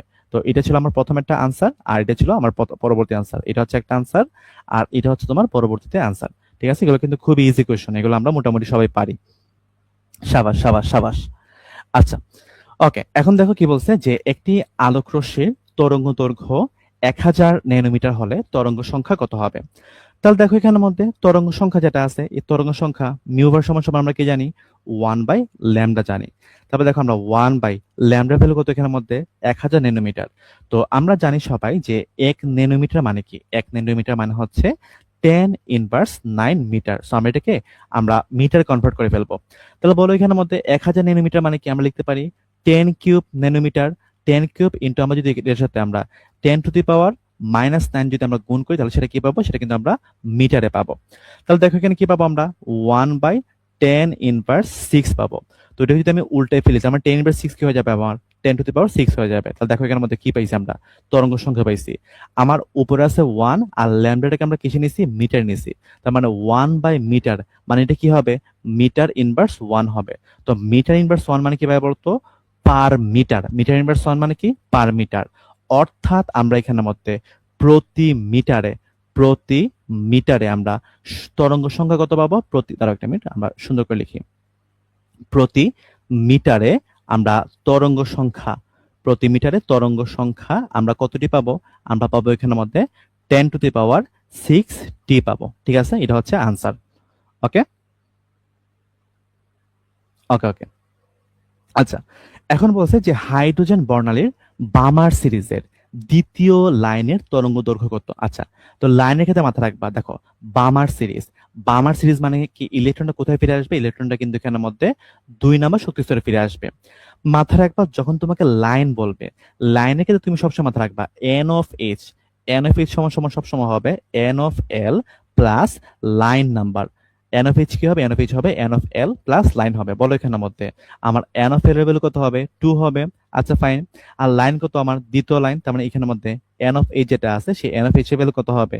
এই এন অফ এইচ এর ভ্যালু কিন্তু এখানের মধ্যে 4 হবে, ঠিক আছে? আশা করি সবাই বুঝতে পারছো। ওকে ওকে। আচ্ছা, এখন আসি আমরা যে ল্যামডা ম্যাক্সিমাম এবং ল্যামডা মিনিমাম। সো তোমাদের অনেকেরই এই টপিকটার মধ্যে অনেক ঝামেলা হয়। তো আমি আশা করি আজকের পর থেকে ইনশাল্লাহ ঝামেলা হবে না। ঠিক আছে ভাইয়া, তো চলো আমরা এখানে মধ্যে ল্যামডা ম্যাক্সিমাম এবং ল্যামডা মিনিমাম আমরা এখানের মধ্যে বের করি। আচ্ছা ফাইন, এখন তুমি আমাকে বলো আমরা এনার্জি সমান সমান কি জানি বলো তো? এনার্জি সমান সমান জানি আমরা এইচ সি ডিভাইড বাই আমরা ল্যামডা জানি, তাই না? আচ্ছা, এখন আমার ল্যামডা ম্যাক্সিমাম লাগবে, অর্থাৎ আমার ল্যামডা মান সর্বোচ্চ হওয়া লাগবে। বলো তো ভাইয়া, যে আমার ল্যামডা যেটা আছে এই ল্যামডা যদি আমার সর্বোচ্চ হয়, তাহলে আমার শক্তি যেটা আছে এই শক্তির মান কি এখানের মধ্যে মিনিমাম হবে না? আচ্ছা, এখন আমরা চলো একটু দেখি যে কখন আমার শক্তি সবচেয়ে কম হয়। ধরো এটা হচ্ছে নিউক্লিয়াস, তার বাইরে এখানের মধ্যে একটা শক্তি স্তর আছে, তার বাইরে এখানের মধ্যে আরেকটা শক্তি স্তর আছে, এখানের মধ্যে আরেকটা শক্তি স্তর আছে। ধরলাম আমার ইলেকট্রন যেটা আছে, আমার ইলেকট্রন ধরলাম এটা হচ্ছে আমার এক নাম্বার, এটা হচ্ছে এক নাম্বার, ঠিক আছে? এটা হচ্ছে এক নাম্বার এবং এটা হচ্ছে তোমার দুই নাম্বার শক্তি স্তর। ধরলাম আমার ইলেকট্রন যেটা আছে, ইলেকট্রনটা দুই নাম্বার শক্তি স্তরের মধ্যে ফিরে আসবে। আচ্ছা, এখন তুমি আমাকে বলো ইলেকট্রনটা যে দুই নাম্বার শক্তি স্তরে ফিরে আসবে, আমার এই ক্ষেত্রে ল্যামডা ম্যাক্সিমামের মানটা বাইর করতে হবে। ল্যামডা ম্যাক্সিমামের ক্ষেত্রে আমার এনার্জি কি হবে সবচেয়ে কম হবে? বলো, ইলেকট্রনটা কি তার পরবর্তী শক্তি স্তর থেকে ফিরে আসলে কি শক্তি কি সবচেয়ে কম লাগবে না? দেখো, অসীম থেকে যদি ফিরে আসে তখন শক্তি অনেক বেশি লাগবে, তার পরবর্তী শক্তি স্তর থেকে ফিরে আসলে শক্তি কম লাগবে, তার আরো পরবর্তী শক্তি স্তর থেকে ফিরে আসলে শক্তি আরেকটু বেশি লাগবে। মানে সোজা কথায়, যে ইলেকট্রন যদি তার পরবর্তী শক্তি স্তর থেকে ফিরে আসে তখন সেই ক্ষেত্রে তার শক্তি হবে সবচেয়ে কম, শক্তি সবচেয়ে কম। আর শক্তি কম মানে কি, এখানে আমাদের ল্যামডা যেটা আছে বা তোমার তরঙ্গ দৈর্ঘ্য যেটা আছে সেই তরঙ্গ দৈর্ঘ্য হবে সবচেয়ে বেশি। বুঝছো নাকি বুঝছো নাই বলো? এই বুঝছো নাকি বুঝছো নাই বলো? আচ্ছা আচ্ছা, ঠিক আছে, তোমরা দেখি কি লাগছে। আমি কি দিয়ে লিখি?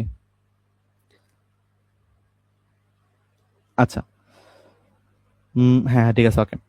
আচ্ছা দেখো, তো আমাকে কি বের করতে হবে? এখানে আমাদের আমার ল্যামডা ম্যাক্সিমাম বের করতে হবে। ল্যামডা ম্যাক্সিমাম কখন হবে? যখন আমার শক্তি সবচেয়ে কম হবে।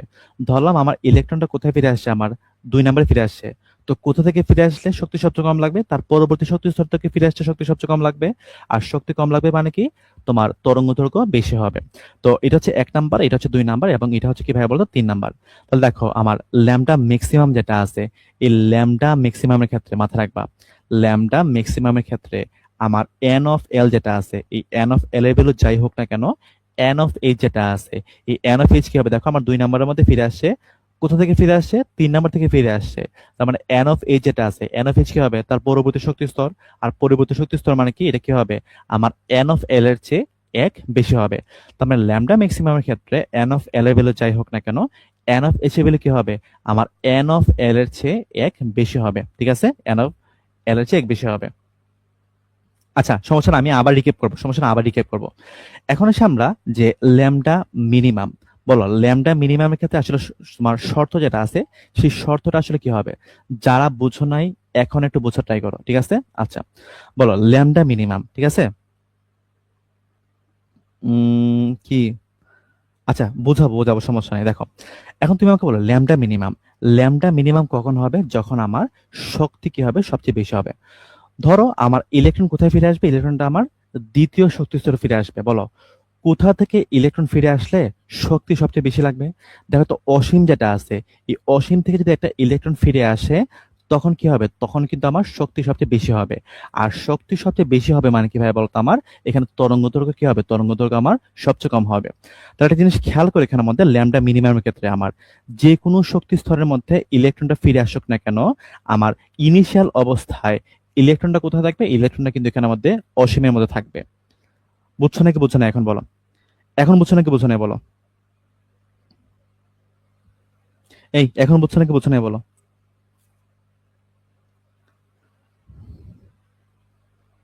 এখন বুঝছো নাকি বুঝো নাই? আচ্ছা আমি আবার বলি, দেখো আমরা ল্যামডা ম্যাক্সিমাম যেটা আছে এটা আমরা আবার একটু ক্লিয়ার করি তোমাদেরকে, হ্যাঁ? আমি আবার একটু ক্লিয়ার করি। আমি জানি এটাতে অনেকের সমস্যা হয়, আমি একটু ক্লিয়ার করে দেখো। আমার ল্যামডা ম্যাক্সিমাম লাগবে। তো ল্যামডা ম্যাক্সিমাম কখন হবে ভাই বলতো? ল্যামডা ম্যাক্সিমাম তখনই হবে যখন এনার্জি কি হবে সবচেয়ে কম হবে। ধরলাম আমার এখানের মধ্যে এটার মধ্যে ইলেকট্রন ফিরে আসবে। তো এটার মধ্যে ইলেকট্রন কোন শক্তি স্তর থেকে ফিরে আসলে শক্তি সবচেয়ে কম লাগবে, তার পরবর্তী শক্তি স্তর থেকে ফিরে আসলেই তো শক্তি সবচেয়ে কম লাগবে। আর শক্তি সবচেয়ে কম লাগবে মানে কি, আমার তরঙ্গ দৈর্ঘ্য সবচেয়ে বেশি হবে। তার মানে আমার এখানের মধ্যে ইলেকট্রন যে কোনো শক্তি স্তরে ফিরে আসুক না কেন, আমার প্রাথমিক অবস্থায় ইলেকট্রনটা কোথায় থাকবে, প্রাথমিক অবস্থায় ইলেকট্রন থাকবে তার পরবর্তী শক্তি স্তর। অর্থাৎ এখানে এন অফ এল যেটা আছে, সেই এন অফ এল এর ভ্যালু যাই হোক না কেন, এন অফ এইচ কি হবে, তার চেয়ে এক বেশি হবে। এখন বুঝছো নাকি বোঝো না বলো? হ্যাঁ, এখন আশা করি সবাই বুঝতে পারছো। ওকে ওকে, চলো আমরা নেক্সট কোশ্চেনটাতে যাই। আর যদি না বুঝো, মুখস্থ, ঠিক আছে?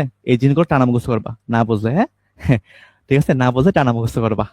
আচ্ছা, এখন দেখো, আমরা আসি যে কি বলছে, যে একটি হাইড্রোজেন পরমাণুর একটি ইলেকট্রন চতুর্থ শক্তি স্তর থেকে তোমার দ্বিতীয় শক্তি স্তরে ধাপান্তরিত হয়। ঠিক আছে, তার মানে চতুর্থ থেকে দ্বিতীয় শক্তি স্তরে ধাপান্তরিত হয়। তাহলে বলো তো এখানের মধ্যে কোথায় ফিরে আসে, দ্বিতীয়তে ফিরে আসছে। তার মানে তুমি আমাকে বলো এখানের মধ্যে এন অফ এল যেটা আছে, সেই এন অফ এল এর কত হবে, 2 হবে। আর চতুর্থ শক্তি স্তরের প্রাথমিক অবস্থা ছিল, তার মানে এখানের মধ্যে এন অফ এইচ যেটা আছে, এই এন অফ এইচ এর কত হবে, এন অফ এইচ এর কিন্তু এখানের মধ্যে 4 হবে। ঠিক আছে, আচ্ছা ঠিক আছে, ওকে ফাইন। আচ্ছা আচ্ছা ঠিক আছে, ওকে ওকে ফাইন। এখন দেখো কি বলছে, ইলেকট্রন ধাপান্তরের কারণে নির্গত তরঙ্গ দৈর্ঘ্য কোন সিরিজের কততম লাইন হবে। তাহলে দেখো, ইলেকট্রন যখন চতুর্থ শক্তি স্তর থেকে দ্বিতীয় শক্তি স্তরে ফিরে আসছে, তখন সেটা কোন সিরিজের কততম লাইন হবে। এই বলো, ইলেকট্রনটা কোথায় ফিরে আসছে, দ্বিতীয় শক্তি স্তরে ফিরে আসছে। তো দ্বিতীয় শক্তি স্তরে ফিরে আসছে মানে এটা কি হবে, এটা কিন্তু বামার সিরিজ হবে। এখন আমরা কি করবো, এখন আমরা এখানের মধ্যে লাইন নাম্বার কত সেটা আমরা বাই করবো। তাহলে দেখো, আমরা লাইনের ক্ষেত্রে আমরা কি জানি সূত্র, আমরা একটুকে বলছিলাম যে এন অফ এইচ সমান সমান কি হবে, এন অফ এল প্লাস কি হবে, এখানের মধ্যে লাইন হবে। মাত্র একটু আগে আমরা পড়ে আসছি, আমাদের এখানের মধ্যে লাইন যেটা আছে সেই লাইন নাম্বার কত সেটা আমাকে বাই করতে হবে। তাহলে লাইন সমান সমান কি হবে, N of H minus N of L হবে। তাহলে বলো এন অফ এইচ এর মান কত, 4। তো 4 মাইনাস 2 মানে কি হবে, এখানের মধ্যে 2 হবে। তাহলে দেখো এখানের মধ্যে আমার ইলেকট্রন যখন চতুর্থ শক্তি স্তর থেকে দ্বিতীয় শক্তি স্তরে ফিরে আসে, তখন সেটা কি হবে, সেটা হবে বামার সিরিজের দ্বিতীয় লাইন। ঠিক আছে ভাইয়া, ওকে। এখন বলছে যে ওই সিরিজের ক্ষেত্রে ল্যামডা ম্যাক্সিমাম কত। তো ল্যামডা ম্যাক্সিমাম আমরা বাইর করবো। তো বলো, ল্যামডা ম্যাক্সিমামের ক্ষেত্রে আমরা কি জানি, আমরা জানি এন অফ এল। বলো তো ইলেকট্রনটা কোথায় ফিরে আসবে, দ্বিতীয় শক্তি স্তরে ফিরে আসবে। আর দ্বিতীয় শক্তি স্তরে ফিরে আসবে মানে সেটা কি হবে, বামার সিরিজ হবে। তো ওই সিরিজের ক্ষেত্রে বলো, বামার সিরিজের ক্ষেত্রে আমার এন অফ এল এর ভ্যালু কত হবে, এখানে আমাদের 2 হবে। আর ল্যামডা ম্যাক্সিমামের ক্ষেত্রে জানি আমরা এন অফ এল যাই হোক না কেন, এন অফ এইচ কি হবে, তার চেয়ে এক বেশি হবে না, তার চেয়ে কিন্তু এক বেশি হবে। তার মানে এন অফ এইচ ভ্যালু কত হবে, এখানের মধ্যে 3 হবে। ওই যে দেখো, আমরা ল্যামডা ম্যাক্সিমাম ক্ষেত্রে কি দেখছি, এন অফ এল যাই হোক না কেন, এন অফ এইচ কি হবে, এন অফ এল এর থেকে এক বেশি হবে, অর্থাৎ পরবর্তী শক্তি স্তর হবে। ঠিক আছে, ওকে ওকে। আচ্ছা, এখন দেখো আমরা এখানের মধ্যে কি করবো, আমরা এখানের মধ্যে ল্যামডা ম্যাক্সিমাম যেটা আছে সেই ল্যামডা ম্যাক্সিমাম আমরা এখানের মধ্যে বাইর করব। তো চলো আমরা এখানের মধ্যে ল্যামডা ম্যাক্সিমাম বাইর করি। Okay fine. তাহলে বলো এখানের মধ্যে আমরা কি লিখবো, আমরা লিখবো 1 বাই ল্যামডা ম্যাক্সিমাম লিখবো। তো 1 বাই ল্যামডা ম্যাক্সিমাম সমান সমান কি হবে, তোমার এখানের মধ্যে হবে আর এইচ হবে, তারপর এখানে কি হবে 1 বাই, তারপর এখানে কি হবে, এখানের মধ্যে হবে এন এল স্কোয়ার হবে, minus 1 by N H square হবে, ইন্টু তোমার কি হবে, ইন্টু হবে তোমার এখানের মধ্যে জেড স্কোয়ার হবে। ঠিক আছে, আচ্ছা এটা হচ্ছে তোমার স্কোয়ার। ওকে, এখন দেখো জেড স্কোয়ার, হাইড্রোজেনের ক্ষেত্রে জেড এর মান 1, 1 স্কোয়ার থাকা যে কথা, না থাকা একই কথা। তাহলে দেখো আমরা লিখতে পারি আর এস লিখতে পারি 1 by N of L level কত তোমার 2, তার মানে 1 বাই 2 স্কোয়ার মানে কি হবে 4 হবে। আর এখানে কি হবে তোমার তোমার 3, তাই না? তার মানে 1 বাই 3 স্কোয়ার মানে কত হবে, এখানের মধ্যে 9 হবে। তাহলে আমরা যদি এখানের মধ্যে লসাগু করি তাহলে কি হবে, এখানের মধ্যে 4 নং কত হবে, 36 হবে। 4 36 এর মধ্যে কয়বার যায়, 9 বার যায়, 9 একে 9, 9 দিলাম, মাইনাস 9 36 এর মধ্যে কয়বার যায়, 4 বার যায়, 4 একে 4, তার মানে এখানে দেব এটা। তাহলে বলো তো এখানের মধ্যে আমরা কি পাবো, আমরা এখানের মধ্যে পাবো যে 1 বাই ল্যামডা ম্যাক্সিমাম সমান সমান কি পাবো, আমরা আমরা এখানের মধ্যে পাবো আর এইচ ইন্টু পাবো আমরা 5 ডিভাইড বাই 36 পাবো। তাহলে বলো এখানের মধ্যে আমার ল্যামডা ম্যাক্সিমাম যেটা আছে এটা আমরা এখানে কি পাবো, এটা আমরা এখানের মধ্যে জাস্ট উল্টে দিব। তাহলে কি পাবো, আমরা এখানের মধ্যে পাবো আমরা 36 divide by R H into কি পাবো, আমরা এখানের মধ্যে 5 পাবো। ঠিক আছে, এটা কি, এটা হচ্ছে আমার সর্বোচ্চ তরঙ্গ দৈর্ঘ্য। আচ্ছা আচ্ছা আচ্ছা ঠিক আছে, ওকে ওকে, আচ্ছা ফাইন। এখন চলো আমরা দেখি যে ওই সিরিজের ল্যামডা মিনিমাম কত। তো ল্যামডা মিনিমাম যেটা আছে সেই ল্যামডা মিনিমামটা আমরা চলো আস্তে আস্তে বের করে ফেলি। তাহলে দেখো এখানের মধ্যে আমার ল্যামডা মিনিমাম যেটা আছে, এই ল্যামডা মিনিমামের ক্ষেত্রে তুমি আমাকে বলো, আমি এটা অন্য কালার ইউজ করি যেহেতু ব্ল্যাঙ্ক নিছি। তো ল্যামডা মিনিমাম যেটা আছে, এই ল্যামডা মিনিমামের ক্ষেত্রে তুমি আমাকে বলো এন অফ এল এর ভ্যালু যাই হোক না কেন, এন অফ এইচ কি হবে, ইনফিনিটি হবে। এই যে দেখো এন অফ এইচ ইনফিনিটি হবে। বলো ইলেকট্রন কোথায় ফিরে আসবে? তোমার দ্বিতীয় শক্তি স্তরে ফিরে আসবে, মানে বামার সিরিজ। তারপরে এখানের মধ্যে এন অফ এল ভ্যালু কত হবে? এখানের মধ্যে 2 হবে। আর এন অফ এইচ যেটা আছে, এই এন অফ এইচ এর ভ্যালু কত হবে? এখানের মধ্যে ইনফিনিটি হবে। তাহলে দেখো আমরা লিখতে পারি 1/λ মিনিমাম সমান সমান কি হবে বলতো? আর এইচ হবে। তারপর এখানে কি হবে? 1/nl square. তো 1/nl স্কোয়ার মানে কি? 1/4 মাইনাস কি হবে? 1/ইনফিনিটি স্কোয়ার হবে into Z square. Z square 1 square থাকা যে কথা, না থাকে একই কথা। 1/ইনফিনিটি মানে এটা কি হবে? এখানের মধ্যে 0 হবে। তাহলে বলো এখানের মধ্যে 1/λ মিনিমাম সমান সমান কি হবে ভাইয়া বলতো? সমান সমান হবে তোমার আর এইচ ডিভাইড বাই এখানের মধ্যে 4 হবে। তাহলে বলো এখানের মধ্যে ল্যামডা মিনিমাম যেটা আছে, সেই ল্যামডা মিনিমাম কত হবে? ল্যামডা মিনিমাম হবে এখানের মধ্যে 4 ডিভাইড বাই আর এইচ হবে। তো আশা করি সবাই এই কোশ্চেনটা বুঝতে পারছো। ঠিক আছে, পরীক্ষাতে কিন্তু এগুলো আসে। ঠিক আছে, আচ্ছা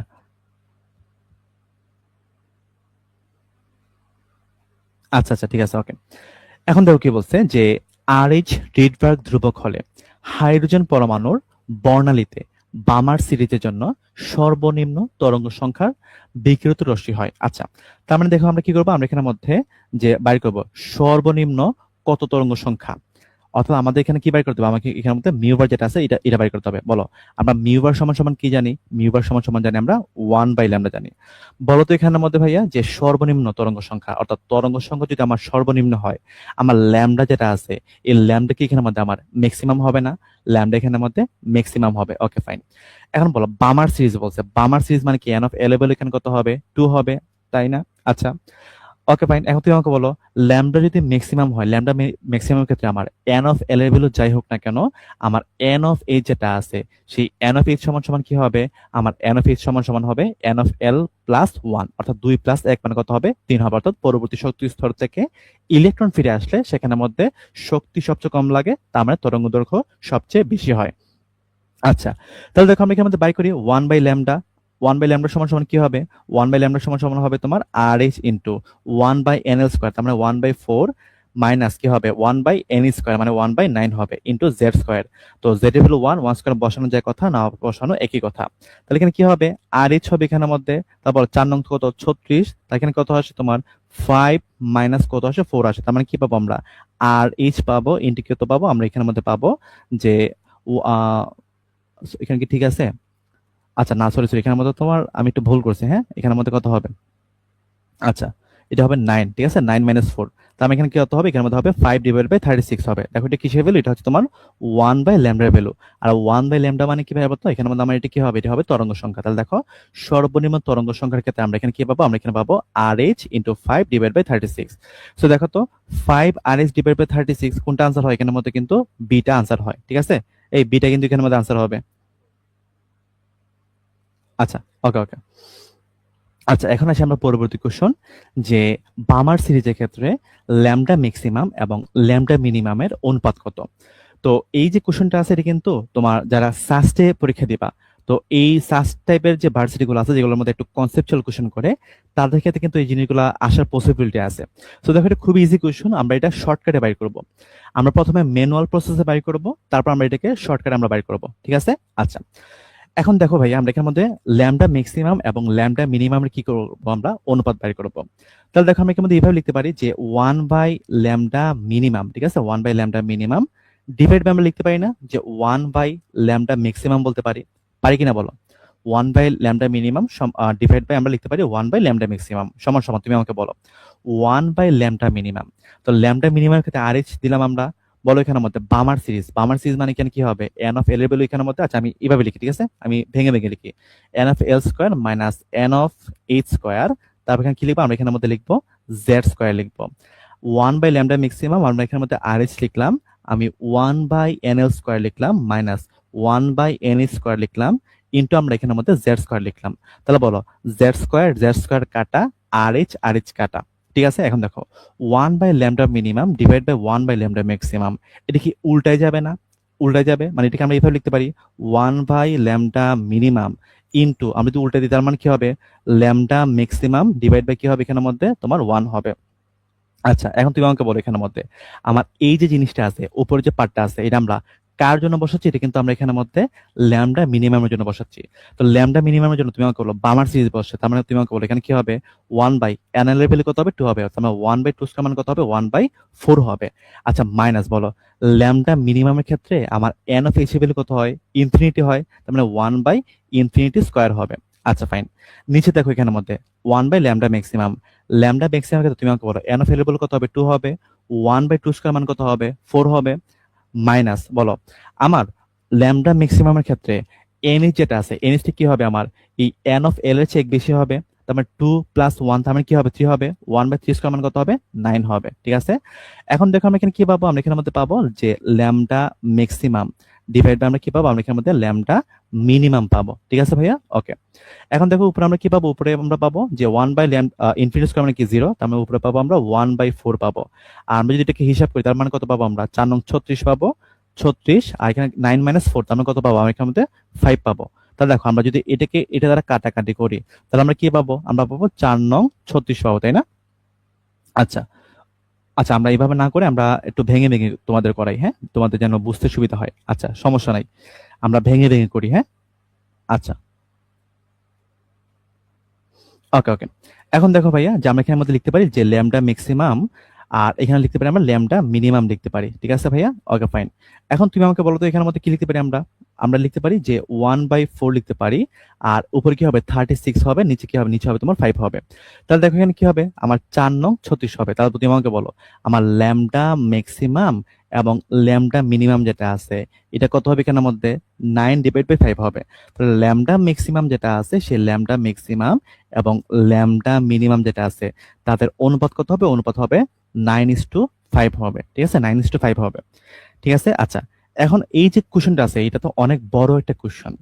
তো এই টাইপের কোশ্চেন গুলোকে আমরা কিভাবে শর্টকাটে করে ফেলতে পারি, মাথা রাখবে এখানের মধ্যে আমার ল্যামডা ম্যাক্সিমাম যেটা আছে, ল্যামডা ম্যাক্সিমাম এবং ল্যামডা মিনিমাম একটা সিরিজের ক্ষেত্রে শর্টকাটটা কি হবে, শর্টকাটটা হবে এখানের মধ্যে এমন যে N of L plus 1 whole square, তারপর কি হবে, নিচে হবে তোমার 2 ইন্টু এন এল প্লাস 1, এটা হচ্ছে তোমার শর্টকাট। মাথা রাখবে যে কোনো একটা সিরিজের ক্ষেত্রে ল্যামডা ম্যাক্সিমাম এবং ল্যামডা মিনিমামের রেশিওটা কি হবে, N of L plus 1 square divide by 2nl plus 1, এটা হচ্ছে শর্টকাট। তুমি চাইলে এটা পাবে সলভ করতে পারো এক লাইনে। ঠিক আছে, চলো আমরা একটা এক্সাম্পল দেখি।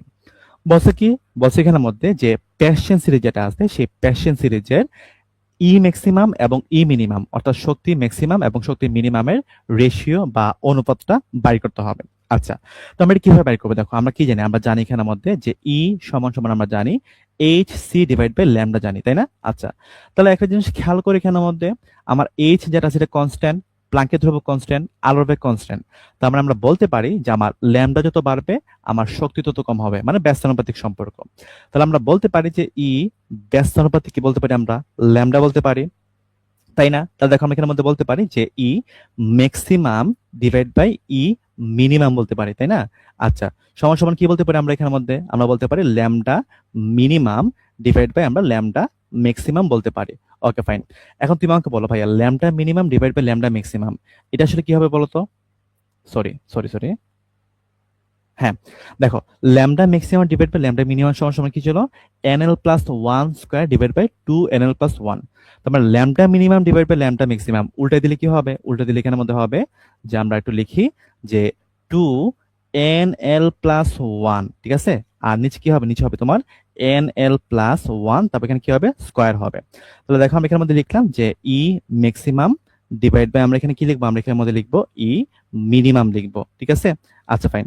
এখন দেখো আমরা এখানের মধ্যে লিখি সবগুলো বসিয়ে দিয়ে বলো পেশেন্ট সিরিজ আসে মানে কি, আমার এখানের মধ্যে এন অফ এল যেটা আছে সেই এন অফ এল এর ভ্যালু কত হবে, এন অফ এল এর ভ্যালু এখানের মধ্যে 3 হবে। তাহলে বলো ই ম্যাক্সিমাম যেটা আছে, E maximum divide by E minimum যেটা আছে এটা এখানের মধ্যে কত হবে, এটা এখানের মধ্যে হবে তোমার 2 ইন্টু 3 প্লাস 1, আর এখানে কি হবে তোমার 3 প্লাস 1 স্কয়ার হবে।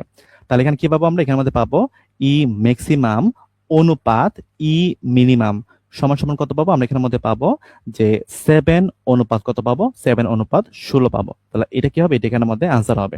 এই বেশি প্রেশার লাগছে, এই এটা কি বেশি কঠিন লাগছে? আচ্ছা আমি এটা লিখে দিই, হ্যাঁ এটা হচ্ছে শর্টকাট। শর্টকাটটা আমি একটু মার্ক করে দিই, ঠিক আছে? তো এইটা সমান সমান এইটা, ঠিক আছে? এটা হচ্ছে তোমার শর্টকাট। শর্টকাট আমি লিখে দিই, হ্যাঁ, শর্টকাট। ওকে। এই বেশি পেইন মনে হচ্ছে?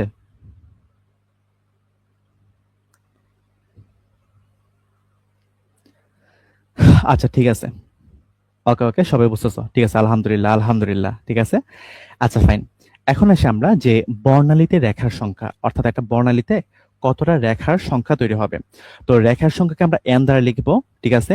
আর রেখার সংখ্যা কি হবে, n of h minus n of l into n of h minus n of l plus 1 divide by 2 হবে, ঠিক আছে। এটা একটু সূত্র আমরা মনে রাখবো, আমরা একটু করে একটা ম্যাথ করার ট্রাই করব। এখানে একটা জিনিস মাথায় রাখবা, বাহ্যিক তড়িৎ ক্ষেত্রের প্রভাবে বর্ণালী রেখার সূক্ষ্মভাবে বিভক্ত হওয়াকে আমরা বলি স্টার্ক প্রভাব।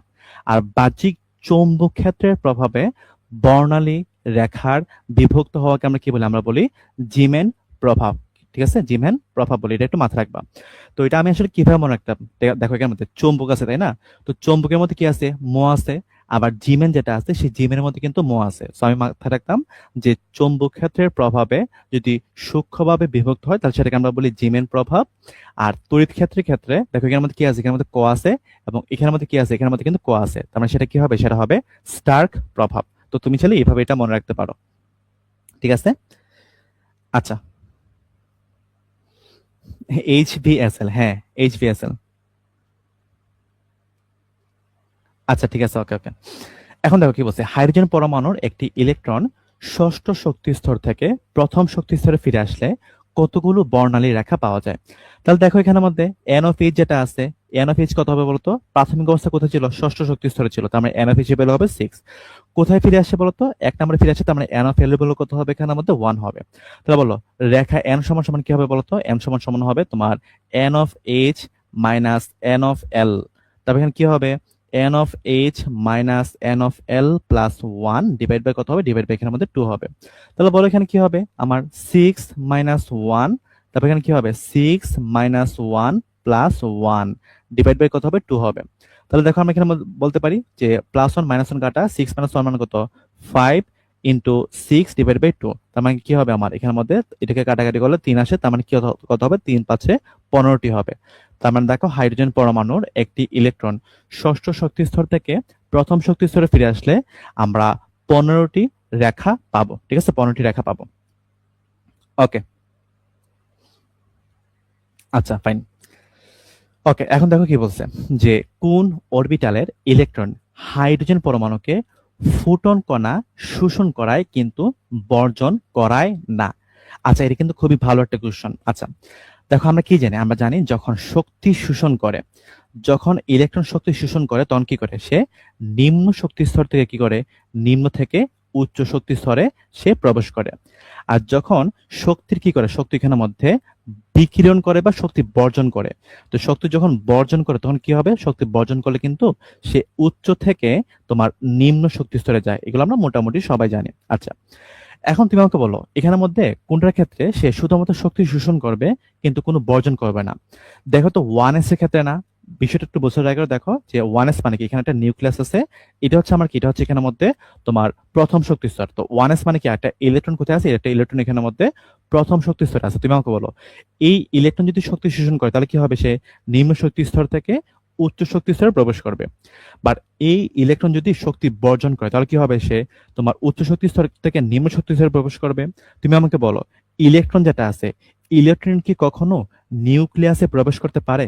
ইলেকট্রন কিন্তু কোনোভাবেই নিউক্লিয়াসে প্রবেশ করতে পারে না। যেহেতু এই 1s এর ইলেকট্রন নিউক্লিয়াসে প্রবেশ করবে না, তার মানে সে শক্তি বর্জন করবে না। তার মানে এখানের মধ্যে আনসার কোনটা হবে, আনসার কিন্তু এখানের মধ্যে ডি হবে।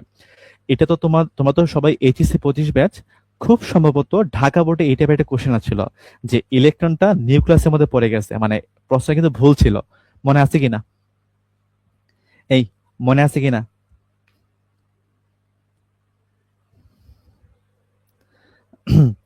আচ্ছা ঠিক আছে, ওকে। এখন আসি আমরা বর্ণালীর প্রকারভেদ।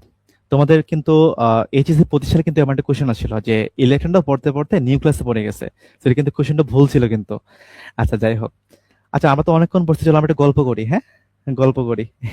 আচ্ছা তোমরা এখানের মধ্যে কেউ কি আছো যারা তোমরা ইঞ্জিনিয়ারিং প্রিপারেশন নিছিলা? ইঞ্জিনিয়ারিং প্রিপারেশন নিছে এমন কি কেউ আছো তোমরা এখানের মধ্যে? আচ্ছা আচ্ছা, ঠিক আছে। মেডিকেল মেডিকেল প্রিপারেশন নিছে এমন কি কেউ আছো?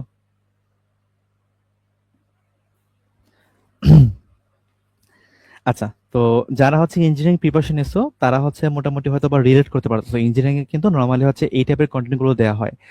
আর ভার্সিটি কোর ক্ষেত্রে আমরা একটু নরমালি হচ্ছে সিম্পল কন্টেন্ট গুলো রাখার ট্রাই করি, কারণ হচ্ছে পরীক্ষার মধ্যে তোমার সিম্পল সিম্পল কোশ্চেন গুলো আসে। বাট রিসেন্ট ইয়ার গুলোতে একটু সমস্যা হয়েছে, প্রশ্নের প্যাটার্ন চেঞ্জ হয়েছে, এই জন্য আমি আমার স্ট্র্যাটেজি চেঞ্জ করেছি। আমি ইঞ্জিনিয়ারিং স্ট্যান্ডার্ডে আসলে পড়াচ্ছি আর কি, যেন তোমার দুইটাই যেন মোটামুটি কভার হয় আর কি। ঠিক আছে। আচ্ছা ঠিক আছে। আচ্ছা ঠিক আছে, ওকে। আচ্ছা, যাক। ওকে ওকে। তো যে যাই না না কেন, আমরা ইনশাল্লাহ কেমিস্ট্রি যেটা আছে সেটা আমরা আমাদের বেস্টটা দিয়ে কভার করার ট্রাই করব, ঠিক আছে। আচ্ছা, আর যদি আমার ক্লাসে কোনো সমস্যা হয় তাহলে তোমরা অবশ্যই আমাকে জানাবা যে আমার কোথায় কোথায় ইমপ্রুভ করতে হবে, কোথায় কি সমস্যা হচ্ছে। কারণ দেখো, দিন শেষে তোমাদেরকে সার্ভিসে তো আমাদের মেইন লক্ষ্য, তাই না? সো যদি কোথাও ভুল হয় তাহলে সেটা অবশ্যই বলবা যে ভাই এটা আপনি একটু ইমপ্রুভ করেন, বা এটাতে আপনার সমস্যা, এভাবে বুঝতে আসলে অসুবিধা। আর আমার ক্ষেত্রে এটা সীমাবদ্ধতা এটাই যে আমি আসলে স্মার্ট বোর্ডে ক্লাস নিতে পারছি না, হ্যাঁ। তো স্মার্ট বোর্ডে ক্লাস নিতে পারছি না মানে এই না যে আমার ইফোর্টের কোনো ঘাটতি আছে। তুমি একটু খেয়াল করে দেখবা, আমি যে কন্টেন্ট গুলো গোছাই আমি কিন্তু আমার সর্বোচ্চ ইফোর্টটুকু দিয়ে কিন্তু আমি কন্টেন্ট গুলো গুছাই। আমি আমার সর্বোচ্চ ট্রাই করে আমি তোমাদের জন্য ক্লাসগুলো গোছানো ট্রাই করি। সো আমার এটি একটা সীমাবদ্ধতা যে আমি স্মার্ট বোর্ডে নিতে পারি না, বাট আমার ইফোর্টের কিন্তু কোনো কমতি নাই, ঠিক আছে। আচ্ছা আচ্ছা। আচ্ছা ঠিক আছে, তাহলে আমরা কন্টিনিউ করি, হ্যাঁ। আচ্ছা, তো আমরা সেই বর্ণালীর প্রকারভেদ। তো বর্ণালী যেটা আছে সেই বর্ণালীকে আমরা দুই ভাগে আমরা শ্রেণীবদ্ধ করি। একটা হচ্ছে পদার্থের গঠন অনুযায়ী বা রূপ অনুযায়ী, একটা হচ্ছে উৎপত্তি অনুযায়ী। পদার্থের গঠন যেটা আছে সেটাকে আমরা আবার তিন ভাগে ভাগ করি। একটা হচ্ছে রেখা বর্ণালী, একটা হচ্ছে গুচ্ছ বর্ণালী, একটা হচ্ছে নিরবিচ্ছিন্ন বর্ণালী। আর উৎপত্তি বা পদ্ধতি অনুযায়ী আমরা বর্ণালীকে দুই ভাগে ভাগ করি। একটা হচ্ছে বিকিরণ বর্ণালী, একটা হচ্ছে শোষণ বর্ণালী। এখন দেখো, জাহাঙ্গীরনগর ভার্সিটি 25-26 সালে কিন্তু এই টাইপের একটা কোশ্চেন আসছে। উম আচ্ছা, তো দেখো, জাহাঙ্গীর ইউনিভার্সিটিতে আসছে যে পদার্থের গঠন অনুসারে বর্ণালীর প্রকারভেদ নয় কোনটি। দেখো, পদার্থের গঠন অনুযায়ী কিন্তু রেখা বর্ণালী আছে, গুচ্ছ বর্ণালী আছে, নিরবিচ্ছিন্ন বর্ণালী আছে। বাট শোষণ বর্ণালী কিন্তু উৎপত্তি বা পদ্ধতি অনুযায়ী। তাহলে দেখো তো এখানের মধ্যে আনসার কোনটা হবে? আনসার কিন্তু এখানের মধ্যে ডি হবে, ঠিক আছে। আনসার এখানে কোনটা হবে? আনসার এখানের মধ্যে ডি হবে। আচ্ছা, ওকে ওকে, ঠিক আছে। তো চলো আমরা এখন দেখো আমরা ইনফরমেটিভ কোশ্চেন গুলো আমরা পড়বো। তো দেখো, এই যে চার্ট গুলো আছে, এই চার্ট গুলো তোমরা মুখস্থ করবা ভাই। এগুলো পড়ানোর মতো কোনো কিছু নাই, এগুলো বোঝানোর মতো কোনো কিছু নাই, ঠিক আছে। তো দেখো এখানের মধ্যে যে তোমার তড়িৎ চুম্বকীয় বিকিরণ অঞ্চল, অর্থাৎ কোন আলোর তরঙ্গ দৈর্ঘ্য কত এবং ওইটার ব্যবহার কি, যেমন রেডিও ওয়েভ যেটা আছে এটা আমরা এমআরআই যন্ত্রে ইউজ করি, তারপর বেতার তরঙ্গের সিগন্যাল হিসেবে ইউজ করি, তারপর সমুদ্র চলাচলের জাহাজের সিগন্যাল হিসেবে ব্যবহার করি। তো কোনটার কি ব্যবহার এগুলো একটু তোমরা নিজেরা পড়ে নিবা। আর যেগুলো আমি এখানের মধ্যে ইয়েলো মার্ক করে দিছি এগুলো কিন্তু পরীক্ষার মধ্যে আসছে, ঠিক আছে, পরীক্ষাতে কিন্তু আসছে। যেমন ফিজিওথেরাপিতে আমরা কোনটা ইউজ করি? অবলোহিত রশ্মি ইউজ করি, মানে আইআর রশ্মি ইউজ করি। Remote control, optical fibre. তারপর দেখো জালটাকে বা পাসপোর্ট শনাক্তকরণে আমরা অতিবেগুনি বা ইউভি রশ্মি ব্যবহার করি, ঠিক আছে, ইউভি রশ্মি ব্যবহার করি। হ্যাঁ, তো এই টাইপের কোশ্চেনগুলো পরীক্ষার মধ্যে আসে। আর অভ্যন্তরে প্রতিচ্ছবি তোলার কাজে আমরা কি ইউজ করি? এক্স ইউজ করি। গামা রশ্মি কোথায় ইউজ করি? আমরা খাদ্যশস্য সংরক্ষণে, অণুজীব ধ্বংসের কাজে, ক্যান্সার চিকিৎসায়। সো এই জিনিসগুলো একটু নিজে পড়ে নিবা। টিএম মানে কি? টিএম মানে হচ্ছে টানা মুখস্থ, এগুলো বোঝানোর মতো কোনো কিছুই নাই ভাই, এগুলো তোমরা নিজেরা পড়ে নিবা। আচ্ছা আচ্ছা আচ্ছা, আর যদি কোনো কিছু মনে না থাকে তাহলে দেখো, আমি যেগুলা তোমার ইয়েলো মার্ক করতেছি এগুলো একটু মনে রাখার ট্রাই করবা, তাহলে আপাতত হবে ইনশাল্লাহ। আর আয়ের রশ্মি যেটা আছে এটার তোমরা তরঙ্গ দৈর্ঘ্যের পরিসরটা বাইর করবা, তারপর দৃশ্যমানটা একটু মনে রাখবা, আর অতি বেগুনি রশ্মিটা মনে রাখবা, ঠিক আছে। এই তিনটা একটু মনে রাখার ট্রাই করবা, ঠিক আছে। দেখো, ফুলটা যদি মনে রাখতে না পারো কোনো সমস্যা নাই। তুমি এখানের মধ্যে এই অবলোহিত বা আয়ের রশ্মির তরঙ্গ দৈর্ঘ্যটা মনে রাখবা, দৃশ্যমানটা মনে রাখবা, আর অতিবেগুনি রশ্মি যেটা সেটা মনে রাখবা। আর এখানের মধ্যে যেগুলো তোমার ইয়েলো মার্ক করা আছে এগুলো একটু মনে রাখা ট্রাই করবা, যে কোনটা আমরা কোন ক্ষেত্রে আমরা কোন আলো ইউজ করি, ঠিক আছে। এগুলো মনে রাখলে মোটামুটি হবে। আচ্ছা, ওকে ওকে। এখন আসি আমরা যে কি বলছি। দেখো, যদি রিডবার্গ সমীকরণে রিডবার্গ ধ্রুবকের মান 1.09678 ইন্টু 10⁷ মিটার ইনভার্স হয়, তবে নিচের কোন তরঙ্গ দৈর্ঘ্যটি প্যাশন সিরিজের অন্তর্ভুক্ত? আচ্ছা, তো বলো, প্যাশন সিরিজ আছে যেটা আছে, এই প্যাশন সিরিজের ক্ষেত্রে তুমি আমাকে বলো তো আমরা কোন রশ্মিটা পাই? প্যাশন সিরিজের ক্ষেত্রে কিন্তু আমরা আইআর রশ্মি পাই, তাই না? আইআর রশ্মি পাই। এখন একটা জিনিস খেয়াল করো, আমরা আইআর রশ্মি তো পাই, ঠিক আছে বুঝছি, আমরা এটা একটু সলভ করা ট্রাই করি। দেখো, আমরা এটা একটু সলভ করা ট্রাই করি। হ্যাঁ হ্যাঁ, তোমরা তোমরা এখানে কে কোন কলেজে পড়তেছো এটা নিয়ে তোমরা আলোচনা শুরু করছো, মানে এটা কোন কথা? এটা মানে কি যে বলবো ভাই। আচ্ছা যাই হোক, তো চলো আমরা এখানের মধ্যে আসলে রেঞ্জটা দেখি। তো পেশেন্ট সিরিজের আছে, যখন তোমাকে বলবে যে অমুক সিরিজের তরঙ্গ দৈর্ঘ্যটি আসলে মানে কোন সিরিজের মধ্যে, মানে কোন রেঞ্জের মধ্যে পড়ে, তো সেই ক্ষেত্রে তুমি কি করবা, তুমি এখানের মধ্যে ল্যামডা ম্যাক্সিমাম যেটা আছে, এই ল্যামডা ম্যাক্সিমাম এবং ল্যামডা মিনিমাম এই দুইটা বাইর করবা। তারপর দেখবা এই রেঞ্জের মধ্যে যেটা থাকে তাহলে সেটা হবে কি, সেটা হবে এখানের মধ্যে যে আমার ওই পেশেন্ট সিরিজের অন্তর্গত। আচ্ছা, উম হ্যাঁ ঠিক আছে, তোমরা কি কমেন্ট করতেছো? আচ্ছা, তোমরা অযথা কমেন্ট করো না, হ্যাঁ অযথা কমেন্ট করো না, ক্লাসে কন্টিনিউ করো, ঠিক আছে? একটু ক্লাসে কন্টিনিউ করো, হ্যাঁ। আচ্ছা, ওকে ওকে ফাইন। আচ্ছা এখন দেখো ভাইয়া, এখন একটা জিনিস খেয়াল করে দেখো, আমরা এটা কিভাবে সলভ করবো বলো। আমরা এখানের মধ্যে কি করবো, দেখো এখানের মধ্যে আমরা আয়ের যেটা আছে এটা কিন্তু এখানের মধ্যে হবে না, হ্যাঁ এটা এইভাবে দেখলে হবে না। আমরা একটু ল্যামডা ম্যাক্সিমামটা বাই করি। তো তুমি যদি এখানের মধ্যে ল্যামডা ম্যাক্সিমাম যেটা আছে, এটা তো খুলনা ভার্সিটিতে আসছে, তো তুমি যদি এখানের মধ্যে ল্যামডা ম্যাক্সিমাম যেটা আছে এই ল্যামডা ম্যাক্সিমামের মানটা বাই করো, তাহলে খুব সম্ভবত তুমি এখানের মধ্যে 1282 ন্যানোমিটার তুমি পাবা। আর ল্যামডা মিনিমাম যেটা আছে এই ল্যামডা মিনিমামের মানটা যদি বাই করো তুমি দেখবা এরকম একটা মান পাবা। তাহলে আমার এই যে প্যাশন সিরিজটা আছে, এই প্যাশন সিরিজের তরঙ্গ দৈর্ঘ্য কি হবে, প্যাশন সিরিজের তরঙ্গ দৈর্ঘ্য হবে আমার এইটা থেকে আমার 1282 ন্যানোমিটারের আশেপাশে হবে। তো তখন তুমি সেই মানটা দাগাবা, তো তুমি দেখবে এখানে মধ্যে শুধুমাত্র তুমি 1282 ন্যানোমিটার আনসার পাবো, তো তুমি সেটা এখানে দাগাবা আর কি। আচ্ছা, এটা মনে বুঝতে পারো নাই? এটা মনে বুঝতে পারো নাই? এটা কি বুঝছো সবাই? মানে যখন তোমাকে বলবে যে অমুক সিরিজের ক্ষেত্রে তরঙ্গ দৈর্ঘ্য আসলে কোনটা হইতে পারে, তখন তুমি কি করবা, তখন তুমি ল্যামডা ম্যাক্সিমামের মান বের করবা, ল্যামডা মিনিমামের মান বের করবা, আমরা একটু পড়াইছি। তারপর তুমি ল্যামডা ম্যাক্সিমাম কত তুমি সেটা বের করবা, ল্যামডা মিনিমাম কত তুমি সেটা বের করবা। তাহলে আমার তরঙ্গ দৈর্ঘ্যটা কি হবে, তরঙ্গ দৈর্ঘ্যটা হবে এই দুইটার রেঞ্জের মধ্যে হবে। তো এই দুইটা রেঞ্জের মধ্যে তুমি যে আনসারটা পাবা তুমি সেটাই এখানের মধ্যে দাগাই দিবা আর কি। এটাই এটাই বুঝছো নাকি? এখন বুঝছো নাকি বলো? আমি আবার রিপিট করছি, যদি না বুঝছো আমাকে জানাও কমেন্টে, আমি আবার বুঝিয়ে দেবো, সমস্যা নেই।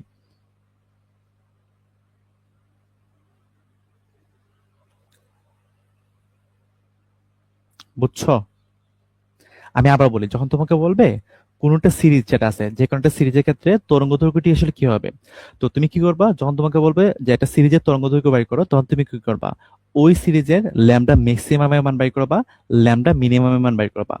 বাইর করার পর তুমি এখানের মধ্যে দেখবা, ধরো আমি এখানে মধ্যে ল্যামডা ম্যাক্সিমামের মান এত পাইছি, ল্যামডা মিনিমামের মান এত পাইছি, তো আমার তরঙ্গ দৈর্ঘ্যটা কি হবে, তরঙ্গ দৈর্ঘ্যটা তো অবশ্যই আমার ল্যামডা মিনিমাম এবং ল্যামডা ম্যাক্সিমাম এই দুইটা রেঞ্জের মাঝখানে নিতে হবে। তো আমরা দেখবো এই দুইটা মাঝখানে বা এই দুইটা রেঞ্জের মধ্যে আমার কোন আনসারটা মিলে, যে আনসারটা মিলে সেটা হবে এখানে আমাদের আনসার। রেঞ্জ রেঞ্জ ভাই রে ভাই, মাইনাস, তোমরা মাইনাস বুঝতেছো, মানে এটা কোনো কথা? আচ্ছা এখন দেখো তো এটা রেঞ্জ বোঝায় কিনা, এটা রেঞ্জ এখন ঠিক আছে।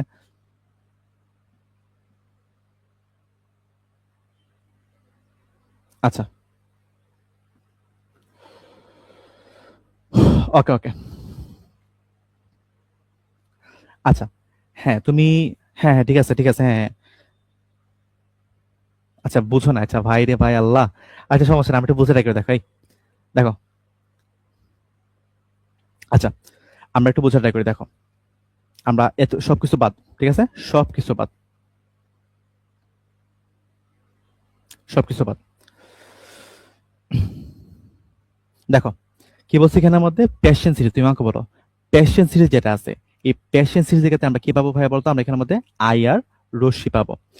আচ্ছা ফাইন, এখন তুমি আমাকে বলো আই আর রশ্মি যেটা আছে, এই আই আর রশ্মির তরঙ্গ দৈর্ঘ্য যেটা আছে, এই তরঙ্গ দৈর্ঘ্যের তোমার রেঞ্জ কত ভাইয়া বলতো, 780 ন্যানোমিটার থেকে 1 মিলিমিটার। 780 ন্যানোমিটার থেকে কি ভাই বলতো 1 মিলিমিটার। তার মানে দেখো 780 ন্যানোমিটার থেকে কি ভাবে বলতো এখানের মধ্যে কি হবে 1 মিলিমিটার হবে। তার মানে দেখো আয়ের রশ্মি যেটা আছে এই আয়ের রশ্মির রেঞ্জটা কি ভাবে বলতো আমার এই 780 পর থেকে শুরু হবে। দেখো এই মানটা কি ভাবে বলতো এই মানটা হচ্ছে তোমার 780 কম, তার মানে এটা আনসার হবে না, এটাও এখানের মধ্যে আনসার হবে না, এটাও আনসার এখানের মধ্যে হবে না। বাট আনসার এখানে কোনটা হবে 780 পর থেকে শুরু হয়েছে, তার মানে আনসার এখানের মধ্যে এটা হবে। তো এটা এমসিকিউ তো এই জন্য তুমি এটা বের করে ফেলতে পারছো, বাট যদি রিটেন আসে তখন তুমি কি করতা, তুমি এখানের মধ্যে ল্যামডা ম্যাক্সিমাম এবং ল্যামডা মিনিমাম যেটা আছে তার রেঞ্জটা বের করতো অথবা তোমার ধরো এখানের মধ্যে মনে নাই, তখন তুমি এখানের মধ্যে দেখতা যে ল্যামডা ম্যাক্সিমাম এবং ল্যামডা মিনিমাম যেটা আছে এই রেঞ্জের মধ্যে কোন আনসারটা পড়ে, যে আনসারটা পড়ে সেটা হবে এখানের মধ্যে আনসার। আচ্ছা ঠিক আছে। আচ্ছা আচ্ছা আচ্ছা ঠিক আছে, ওকে ওকে, সমস্যা নাই। দেখো এখন আমরা দেখি যে ফিজিওথেরাপিতে কোন রে ব্যবহার করা হয় বলো। ফিজিওথেরাপি যেটা আছে এই ফিজিওথেরাপিতে আমরা কোনটা ইউজ করি বলতো, আমরা অবলোহিত বা আইআর রশ্মি ব্যবহার করি। তাহলে এখানে আনসার কোনটা হবে, আনসার কিন্তু এখানের মধ্যে হবে ডি। ঠিক আছে, এটা কিন্তু তোমার হাজি তানেশ 2526 সালে আসছে। ঠিক আছে, আচ্ছা ওকে। ফ্রিকোয়েন্সির ভিত্তিতে তরঙ্গ দৈর্ঘ্যের প্রধান অঞ্চল কয়টি? এ দেখো ফ্রিকোয়েন্সির ভিত্তিতে তরঙ্গ দৈর্ঘ্যের প্রধান অঞ্চল কয়টি, দেখো তো আমরা তরঙ্গ দৈর্ঘ্য অনুযায়ী আমরা কয়টা ভাগে ভাগ করছি, একটা, দুইটা, তিনটা, চারটা, পাঁচটা, ছয়টা, সাতটা। তাহলে দেখো আমরা তরঙ্গ দৈর্ঘ্য অনুযায়ী আমরা কয় ভাগে ভাগ করছি, 7 ভাগে ভাগ করছি। তাহলে এখানে আনসার কোনটা হবে, আনসার কিন্তু এখানের মধ্যে হবে 7। ঠিক আছে, এটা জাহাঙ্গীর ইউনিভার্সিটি 24-25 সালে আসে। দেখো কোথা থেকে প্রশ্ন দিয়ে দিয়েছে। আচ্ছা এখন আসি আমরা যে তরঙ্গ দৈর্ঘ্যের ঊর্ধ্বক্রম অর্থাৎ ছোট থেকে বড়, তো এটা একটা ট্রিক্স আছে, ট্রিক্সটা কিভাবে বলতো, মগার অতি দৃশ্যে IMR।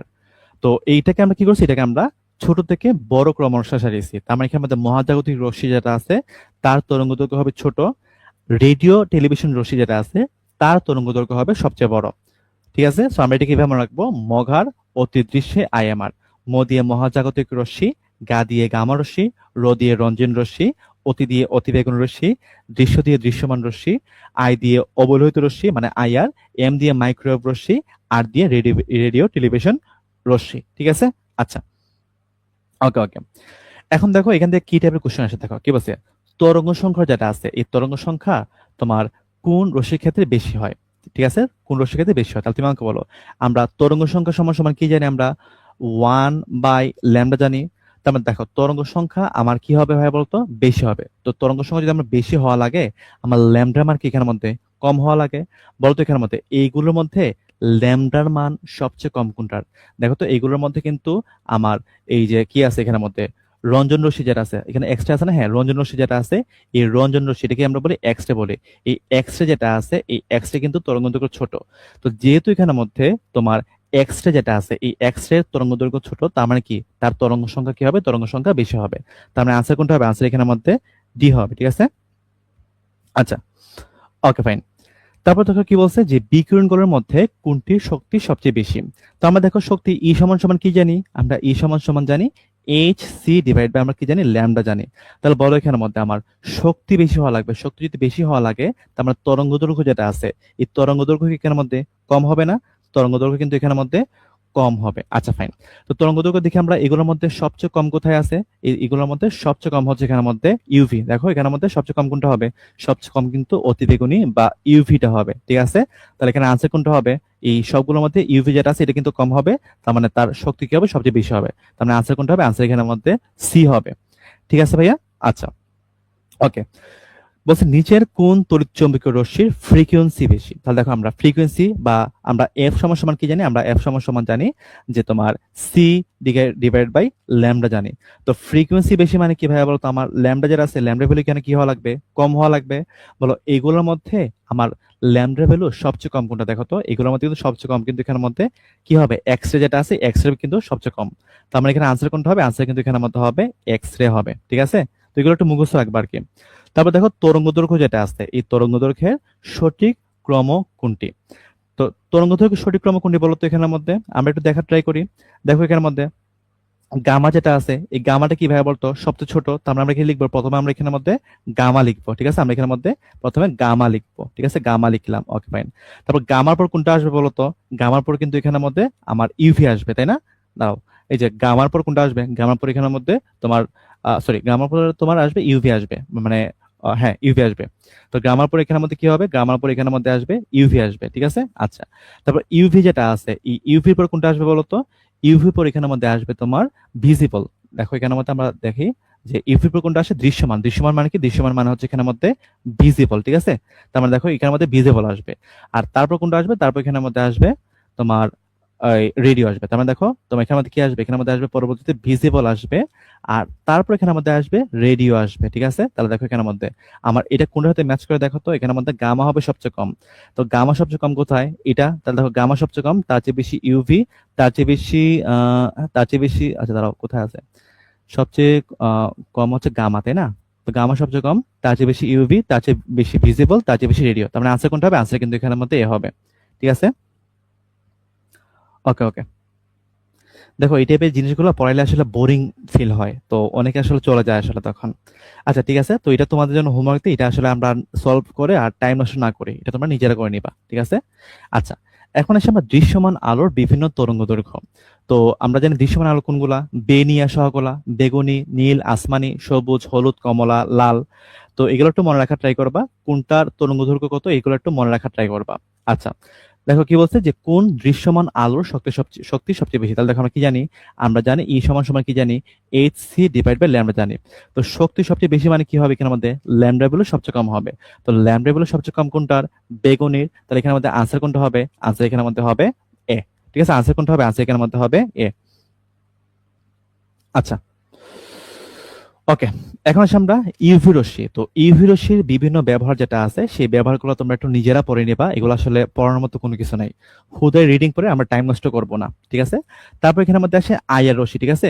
সো এটা কিন্তু এমসিকিউর জন্য খুবই খুবই ইম্পর্টেন্ট, এমসিকিউর জন্য এটা অনেক বেশি গুরুত্বপূর্ণ, ঠিক আছে।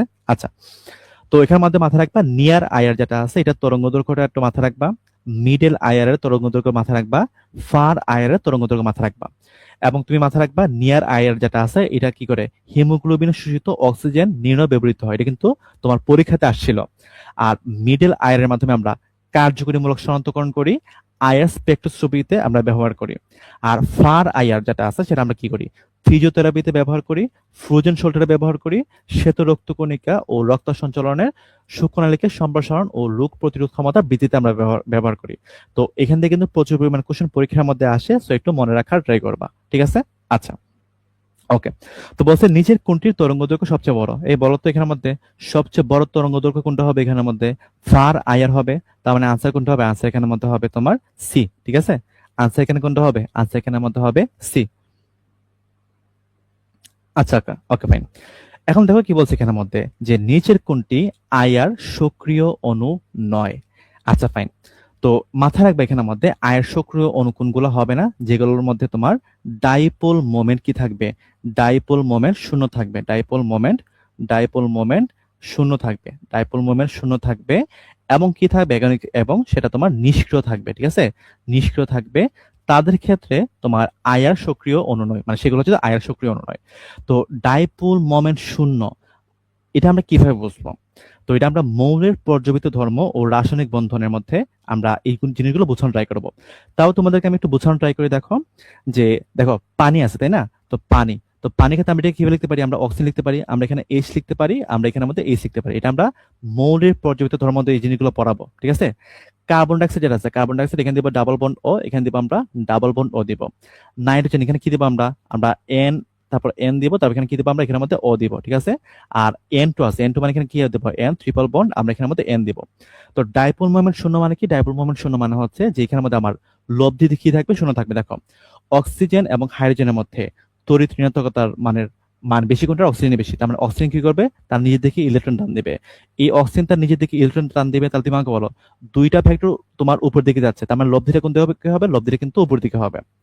দেখো কার্বন এবং অক্সিজেনের মধ্যে অক্সিজেন তড়িৎ ঋণাত্মকতার মান বেশি, তার মানে অক্সিজেনটা তার এদিকে টানবে, আবার এই অক্সিজেনটা তার এদিকে টানবে। তাহলে দেখো সমান কিন্তু বিপরীতমুখী বল, তার মানে একটা একটাকে নিউট্রাল করে দিবে, তার মানে এখানে কি হবে? ডাইপোল মোমেন্ট কি হয়ে যাবে? শূন্য হয়ে যাবে, ঠিক আছে। আর এখানে কিন্তু যেহেতু লব্ধি আছে, তার মানে কিন্তু এখানের মধ্যে ডাইপোল মোমেন্ট শূন্য না, অর্থাৎ এখানের মধ্যে ডাইপোল মোমেন্ট আছে। ঠিক একইভাবে তুমি দেখো এখানের মধ্যে ডাইপোল মোমেন্ট তুমি এখানের মধ্যে শূন্য পাবা। নাইট্রোজেন এবং নাইট্রোজেন তুমি আমাকে বলো দুইটা সেম, তার মানে তারা কি কেউ একজন আরেকজনের দিকে ইলেকট্রন টানবে? এখানে কিন্তু কেউ কারোর দিকে ইলেকট্রন টানবে না।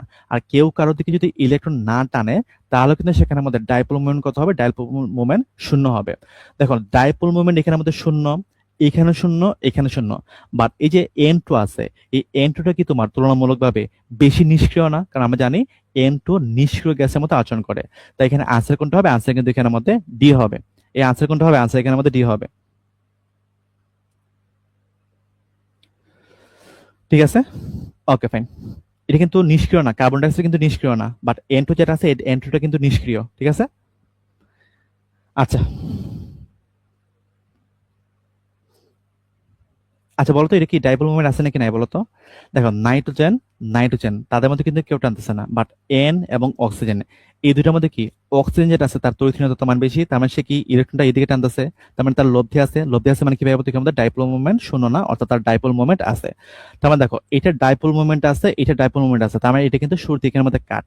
তারপর দেখো কার্বন ডাইঅক্সাইডের মধ্যে ডাইপোল মোমেন্ট শূন্য, আবার নাইট্রোজেনের মধ্যে ডাইপোল মোমেন্ট শূন্য। আচ্ছা, তো দেখো ডাইপোল মোমেন্ট শূন্য, এটাও ডাইপোল মোমেন্ট শূন্য, বাট এটা নিষ্ক্রিয় না, এটা কিন্তু নিষ্ক্রিয়। তার মানে আনসার কোনটা হবে? আনসার কিন্তু এখানের মধ্যে ডি হবে। আচ্ছা ঠিক আছে, ওকে। তারপর আসে আমরা রোগ নির্ণয়ে এমআরআই এর ব্যবহার। আচ্ছা এই থিওরিটিক্যাল জিনিস তো আমার নিজেরই বোরিং লাগতেছে, তোমাদের কি বোরিং লাগতেছে কিনা আমাকে একটু জানাও তো। এই তোমরা আমাকে জানাও তো, আমি কি বেশি স্পিডে পড়াচ্ছি নাকি আমি একটু স্লোলি পড়াবো? আমি কি স্লোলি পড়াবো নাকি একটু মানে ঠিক আছে এটা জানাও তো।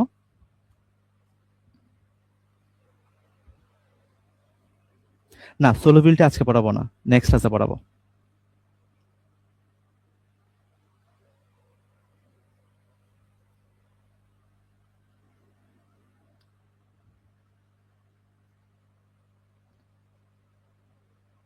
আচ্ছা ঠিক আছে, তাহলে আমরা কন্টিনিউ করি, হ্যাঁ।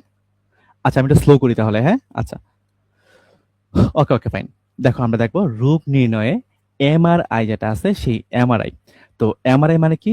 Magnetic resonance imaging. তো এটা বাংলা কি বলি? বাংলা বলি আমরা চৌম্বকীয় অনুরণ প্রতিচ্ছবি বলি। আচ্ছা আমি বলি আজকের ক্লাসে একটু থিওরিটিক্যাল পার্ট গুলো বেশি, এই জন্য আমাদের একটু বোরিং লাগতেছে। বাট নেক্সট ক্লাসে দেখবা যে আমরা অনেকগুলো ম্যাথ করব, তখন দেখবা আমাদের আসলে বোরিং লাগতেছে না। সো আজকের ক্লাসটা একটু কষ্ট করে তোমরা একটু মেনে নাও, আর নেক্সট ক্লাসে ইনশাল্লাহ আমাদের ভালো লাগবে আশা করি। আমার নিজের এই জিনিসগুলো বোরিং লাগে, তো আমরা কন্টিনিউ করতেছি আর কি। আচ্ছা দেখো কি বলছে যে কার্যকারিতা, তো কি বলছে যে এমআরআই মেশিনের শক্তিশালী চৌম্বক ক্ষেত্র ও রেডিও তরঙ্গ দৈর্ঘ্যের শক্তির প্রভাবে মানবদেহের অসুস্থ কোষে এনএমআর পরমাণুযুক্ত পানির ঘনমাত্রার উপর ভিত্তি করে বিভিন্ন তত্ত্ব বা অর্গানের ত্রিমাত্রিক ডিজিটাল ছবি দেখা যায়। আচ্ছা আর মূলনীতি দেখো যে এনএমআর পরমাণু নিউক্লিয়াসে বিজোড় সংখ্যক প্রোটন বা নিউটনের, যেমন এই পরমাণুগুলো একটু মনে রাখা ট্রাই করবা, চৌম্বকীয় অনুরণ বা ম্যাগনেটিক রেজোনেন্সের উপর ভিত্তি করে এমআরআই প্রতিষ্ঠিত। পানির অণুর হাইড্রোজেন পরমাণু হলো বিজোড় প্রোটনযুক্ত এমআরআই সৃষ্টিকারী এনএমআর পরমাণু। আচ্ছা মাথায় রাখবা এমআরআই মেশিনে শক্তিশালী চুম্বক থাকে, তাই হার্ট, পেসমেকার বা কৃত্রিম হৃদস্পন্দন সরি সরি সরি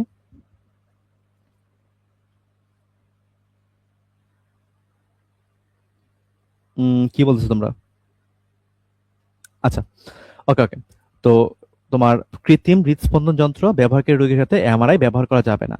আর এনএমআর যেটা আছে এটার পুনরূপ হচ্ছে নিউক্লিয়ার ম্যাগনেটিক রেজোনেন্স, এটা জাহাঙ্গীরনগর 17-18 সালে আসছিল। আচ্ছা যাই হোক আমরা আসি, বলছে কি বলছে যে এমআরআই পরীক্ষায় কোন ধরনের রশ্মি ব্যবহার করা হয় বলতো? এমআরআই পরীক্ষায় কোন ধরনের রশ্মি ব্যবহার করা হয়? রেডিও রশ্মি ব্যবহার করা হয়। তাহলে এখানে আনসার কোনটা হবে? আনসার কিন্তু এখানের মধ্যে বি হবে। আচ্ছা এমআরআই যন্ত্রের সাহায্যে মানবদেহের রোগ নির্ণয়ে কোন মৌলটির ভূমিকা আছে দেখো তো। এমআরআই যন্ত্রের মধ্যে হাইড্রোজেন পরমাণু যেটা আছে, এই হাইড্রোজেন পরমাণুর কি ভূমিকা সবচেয়ে বেশি? তাহলে এখানে আনসার কোনটা হবে? আনসার কিন্তু এখানের মধ্যে সি হবে। ঠিক আছে, আচ্ছা ওকে। এমআরআই মেশিন মূলত মানবদেহের কোন যৌগের উপর কাজ করে? দেখো এমআরআই মূলত হচ্ছে মানবদেহের পানির ঘনমাত্রা, ঠিক আছে, পানির ঘনমাত্রার উপর তোমার কাজ করে। তাহলে এখানে আনসার কোনটা হবে? আনসার এখানের মধ্যে হবে পানি হবে। ঠিক আছে, আচ্ছা ওকে। তারপর আসে জাল টাকা ও পাসপোর্ট শনাক্তকরণ। তো জাল টাকা ও পাসপোর্ট শনাক্তকরণে আমরা 230 থেকে 375 ন্যানোমিটার তরঙ্গ দৈর্ঘ্যের ইউভি রশ্মি ব্যবহার করি।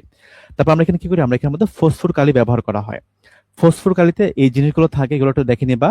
আর এখানের মধ্যে প্রভা নীতি অনুসরণ করা হয়। আচ্ছা, এখন আমরা দেখি যে আমরা জালটাকে আসলে কিভাবে শনাক্তকরণ করি। দেখো, সে এক্সাম্পল এখানের মধ্যে কি আছে, এখানের মধ্যে একটা আসল টাকা আছে, ঠিক আছে, এটা একটা হচ্ছে একটা আসল টাকা, এবং এটা হচ্ছে এখানের মধ্যে একটা জাল টাকা বা নকল টাকা। আমি এখানে লিখে দিই, এটা হচ্ছে তোমার একটা আসল টাকা, আর এখানে এটা হচ্ছে কি, এটা হচ্ছে এখানের মধ্যে নকল বা জাল টাকা, ঠিক আছে।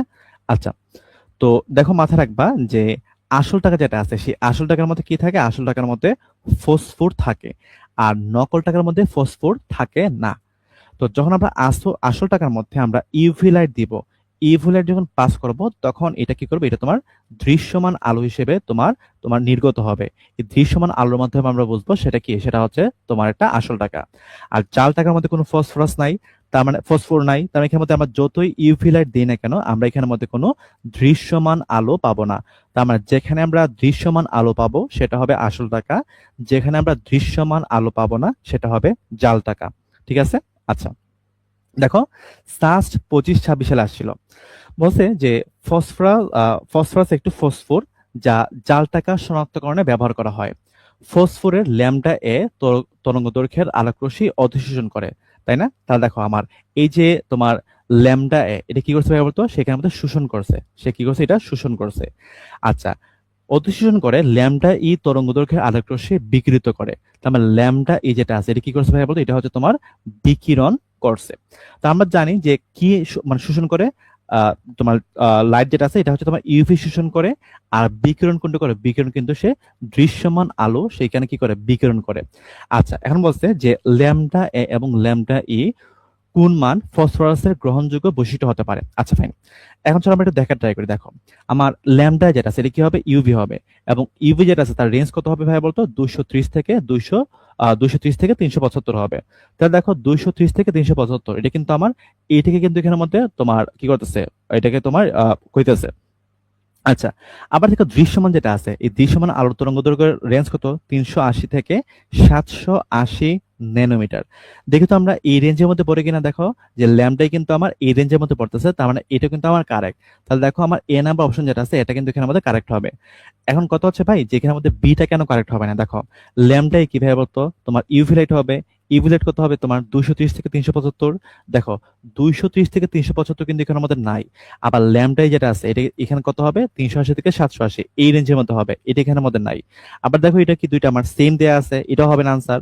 আবার এখানের মধ্যে দেখো এটা কি আমার ইউভি না, আবার এখানের মধ্যে এটা হচ্ছে দৃশ্যমান, এটা দৃশ্যমান, তার মানে এটা কিন্তু আনসার হবে না।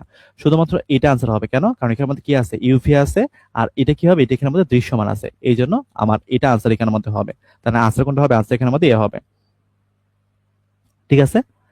আচ্ছা, ওকে, তো কি বলছে, জাল টাকা শনাক্ত করার জন্য কত তরঙ্গ দৈর্ঘ্যের ইউভি রশ্মি ব্যবহার করা হয়। তো দেখো এখানে কত রশ্মি ব্যবহার করা হয় বলতো, 230 থেকে 375। তো 230 থেকে 375, ঠিক আছে, এত ন্যানোমিটার রেঞ্জের মধ্যে। এখন দেখো এটা কিন্তু এখানের মধ্যে দেয়া নাই। তো আমরা দেখবো যে আমার এই রেঞ্জের আশেপাশে কোনটা আসলে ম্যাচ করে, ঠিক আছে, এটার আশেপাশে কোনটা ম্যাচ করে। তো বলো তো এখানের মধ্যে কোনটা ম্যাচ করে, বিটা কিন্তু আমার মোর প্রেফারেবল না, বিটা কিন্তু এখানের মধ্যে মোর প্রেফারেবল, ঠিক আছে, মানে এটার আশেপাশে কিন্তু এটা বিটা মোর প্রেফারেবল, বাকিগুলো কিন্তু প্রেফারেবল না। কেন, এখানে 315 দেওয়া আছে, বাট এটা কিন্তু 375 দেওয়া আছে। আবার দেখো এটা 200 থেকে 225 দেওয়া আছে, আবার এখানে 500 ন্যানোমিটার দেওয়া আছে, এটা কিন্তু এটা হচ্ছে অনেক বেশি। তার মানে এখানে কিন্তু বি যেটা আছে এই বিটা কিন্তু মোর প্রেফারেবল হবে। ওকে ওকে, আচ্ছা, তারপর আসি আমরা এখানের মধ্যে যে আসল পাসপোর্টের কোন অংশ ইউভি রশ্মির প্রভাবে নকল পাসপোর্ট হতে ভিন্ন বৈশিষ্ট্য প্রকাশ করে। তো এটা একটু মাথায় রাখবা যে সূক্ষ্ম ও ক্ষুদ্র লেখা, জলচাপ, সিকিউরিটি সিরিজ, অর্থাৎ সবগুলো সবগুলো এক্ষেত্রে আমার ভূমিকা রাখে, ঠিক আছে। এগুলো হচ্ছে থিওরিটিক্যাল জিনিস, আমরা টাইম নষ্ট না করি, ঠিক আছে। আচ্ছা, ওকে ওকে, কি রে, প্রতিটা রিফ্রেশে একজন একজন করে কমতেছে, কাহিনী কি? আচ্ছা দেখো, ডি ব্রোগলি সমীকরণ, ডি ব্রোগলি সমীকরণ কিভাবে বলতো, ইলেকট্রনের দ্বৈত ধর্ম। আচ্ছা, তো ইলেকট্রন দ্বৈত ধর্ম কি বলে, ইলেকট্রন দ্বৈত ধর্ম হচ্ছে যে ইলেকট্রনের একই সাথে কণা বৈশিষ্ট্য আছে, তরঙ্গ বৈশিষ্ট্য আছে। তো এটা আসলে কিভাবে প্রুভ করে, ঠিক আছে। তো দেখো আমরা সবাই জানি যে ই সমান সমান জানি আমরা এম সি স্কোয়ার জানি, ই সমান সমান এম সি স্কোয়ার জানি। আবার আমরা জানি ই সমান সমান কি, ই সমান সমান জানি আমরা এইচ সি ডিভাইড বাই আমরা ল্যামডা জানি। তাহলে দেখো তো আমরা এখানের মধ্যে এম সি স্কোয়ার সমান সমান আমরা এইচ সি ডিভাইড বাই কি ল্যামডা লিখতে পারি না? তাহলে দেখো সি সি কাটা, তাহলে এখানে কি পাবো? আমরা এখানের মধ্যে পাবো ল্যামডা সমান সমান পাবো এইচ ডিভাইড বাই আমরা এম সি পাবো। সি মানে কি আলোর বেগ, তার মানে আমরা এখানের মধ্যে ল্যামডা সমান সমান H divide by M into V লিখতে পারি। আচ্ছা, এখন তুমি আমাকে বলো তো ভাইয়া যে ল্যামডা যেটা আছে, তরঙ্গ যেটা আছে, তরঙ্গ দৈর্ঘ্য যেটা আছে, এই তরঙ্গ দৈর্ঘ্য কার বৈশিষ্ট্য? এটা কিন্তু তোমার তরঙ্গের বৈশিষ্ট্য। আবার ভরবেগ যেটা আছে, এই ভরবেগটা কার বৈশিষ্ট্য? এই ভরবেগ কিন্তু কণার বৈশিষ্ট্য। তাহলে দেখো এখানের মধ্যে আমরা কি পাইছি? আমরা একই সাথে তরঙ্গ বৈশিষ্ট্য পাইছি, একই সাথে আমরা কণার বৈশিষ্ট্য পাইছি। সো এটা ছিল ডি ব্রগলির সমীকরণ এবং এটিকে আমরা বলি ইলেকট্রনের দ্বৈত ধর্ম।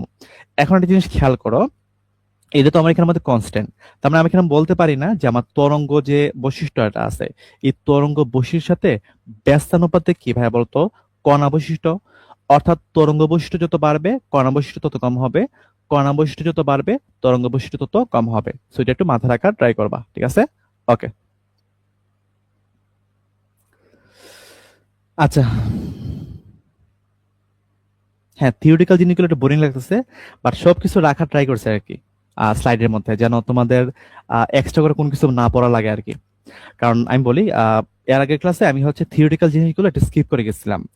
তো অনেকে আমাকে বলছে যে ভাই থিওরিটিক্যাল জিনিস তো স্কিপ করে গেছেন, এগুলো তো আসলে আমরা বুঝতেছি না বা কোথা থেকে পড়বো। তো এটা তো আপনার বলে দেওয়া উচিত ছিল যে আমরা এই জিনিসগুলো পড়বো বা এই জিনিসগুলো আপনি একটু স্লাইডে রাখতে পারতেন।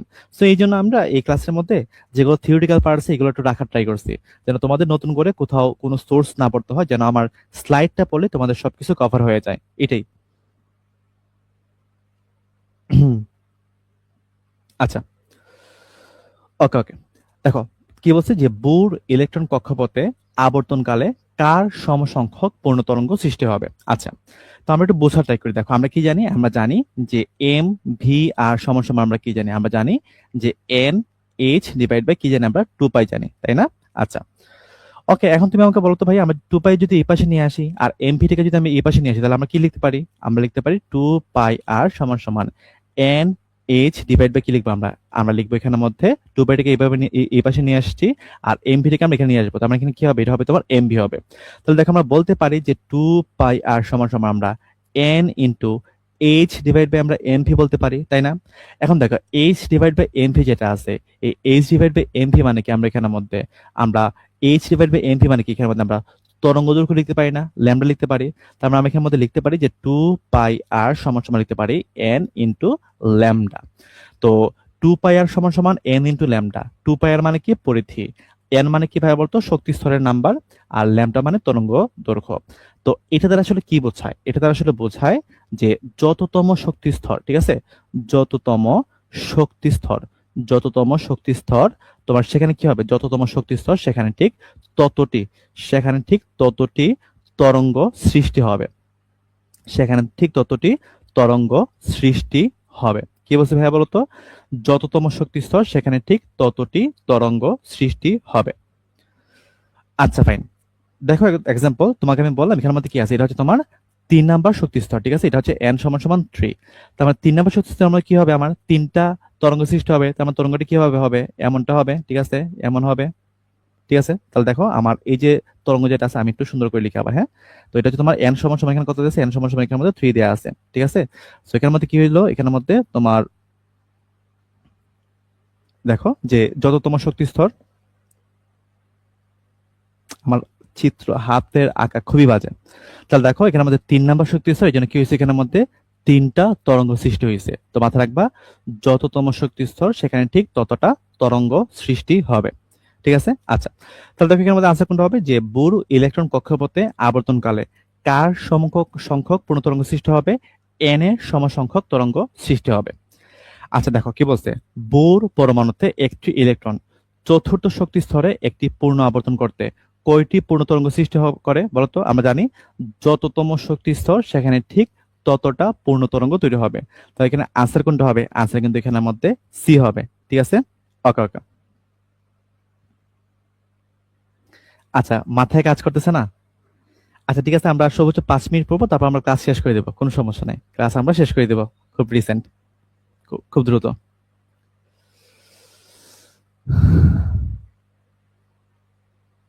ঠিক আছে, আমরা ক্লাস শেষ করে দিচ্ছি, তারাও একটা মিনিট। হ্যাঁ, এটি লাস্ট কোশ্চেন, তারপর আমরা ক্লাস শেষ করে দিব। ঠিক আছে, আচ্ছা, ওকে ওকে ওকে। দেখো কি বলছে, যদি বোর্ড ব্যাসার্ধ এ নট হয় তবে তৃতীয় কক্ষপথের আবর্তনরত ইলেকট্রনের তরঙ্গ দৈর্ঘ্য কি হবে?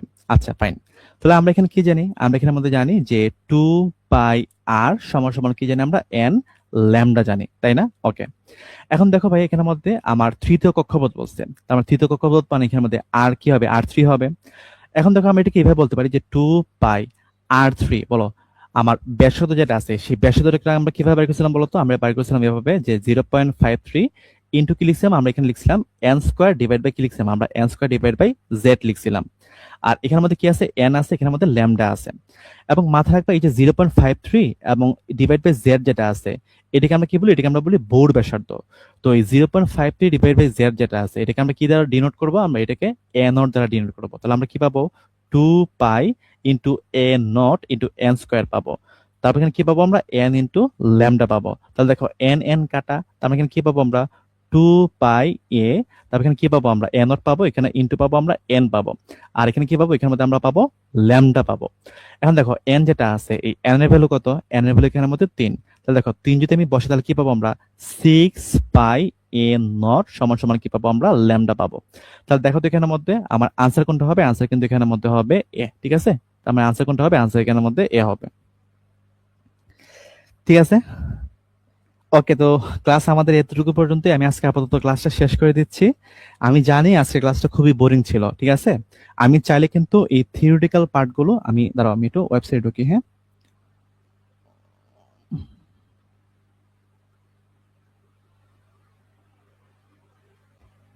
হুম, আচ্ছা আচ্ছা। তো আমি কিছু কথা বলি, যে আমি কিন্তু চাইলে যে আমার থিওরিটিক্যাল যে পার্টগুলো আছে, এই থিওরিটিক্যাল পার্টগুলো আমি চাইলে স্কিপ করতে পারতাম। বাট স্কিপ করলে কিন্তু পরবর্তীতে তোমরা এসে বলো যে ভাইয়া, যে আমরা থিওরিটিক্যাল পার্টগুলো কি করব, কোথা থেকে পড়বো? এই জন্য আমি আমার স্লাইডের মধ্যে থিওরিটিক্যাল থেকে ধরে ম্যাথমেটিক্যাল, অ্যাডভান্স, বেসিক যা যা আছে মোটামুটি সবকিছু আমি রাখার ট্রাই করছি। আমি জানি ক্লাসটা বোরিং হয়েছে, আমি জানি ক্লাসটা মানে এই স্লাইডগুলো পড়তে তোমাদের অনেক কষ্ট হবে, বাট কিছু করার নাই, আমাদের পড়তে হবে, সবকিছু পড়তে হবে। কারণ সবকিছু না পড়লে কিন্তু আমাদের পরীক্ষাতে কিন্তু আমরা অবশ্যই একটা মানে বড়সড় একটা ধাক্কা খাবো। তো যেন আমরা পরীক্ষা হলে বড়সড় ধাক্কা না খাই, এই জন্য আমাদেরকে সবকিছু পড়তে হবে, ঠিক আছে। তো তোমরা মনে কষ্ট নিও না, আমি আজকে ক্লাসটা বেশি বোরিং বানাই ফেলছি এভাবে থিওরিটিক্যাল জিনিসগুলো রেখে, বাট কিছু করার নাই, রাখতে হবে, ঠিক আছে। আমি কিন্তু এর আগের বছর যে ক্লাসগুলো নিয়েছি, তুমি একটু আমার আগের ক্লাসগুলো করে দেখো, আমি ওইগুলোতে কোনো থিওরিটিক্যাল জিনিস রাখি নাই। তো দেখা গেছে থিওরিটিক্যাল জিনিস থেকে প্রচুর পরিমাণে কোশ্চেন পরীক্ষাতে আসে, তো এই জন্য হচ্ছে আমরা রাখার ট্রাই করছি আর কি। ঠিক আছে ভাইয়া, বুঝছো সবাই?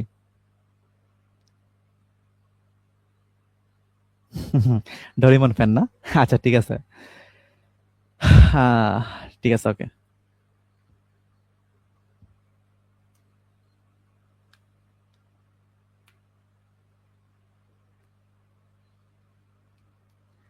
আচ্ছা ঠিক আছে, তাহলে আমরা ক্লাসটা আস্তে আস্তে শেষ করে দিই। তোমাদের কারো কোনো কোশ্চেন আছে?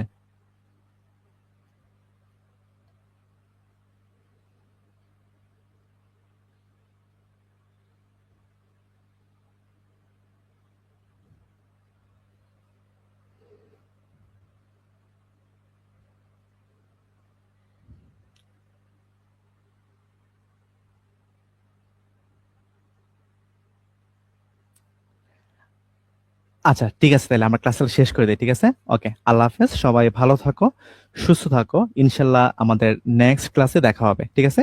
ওকে ওকে, টাটা, সি ইউ।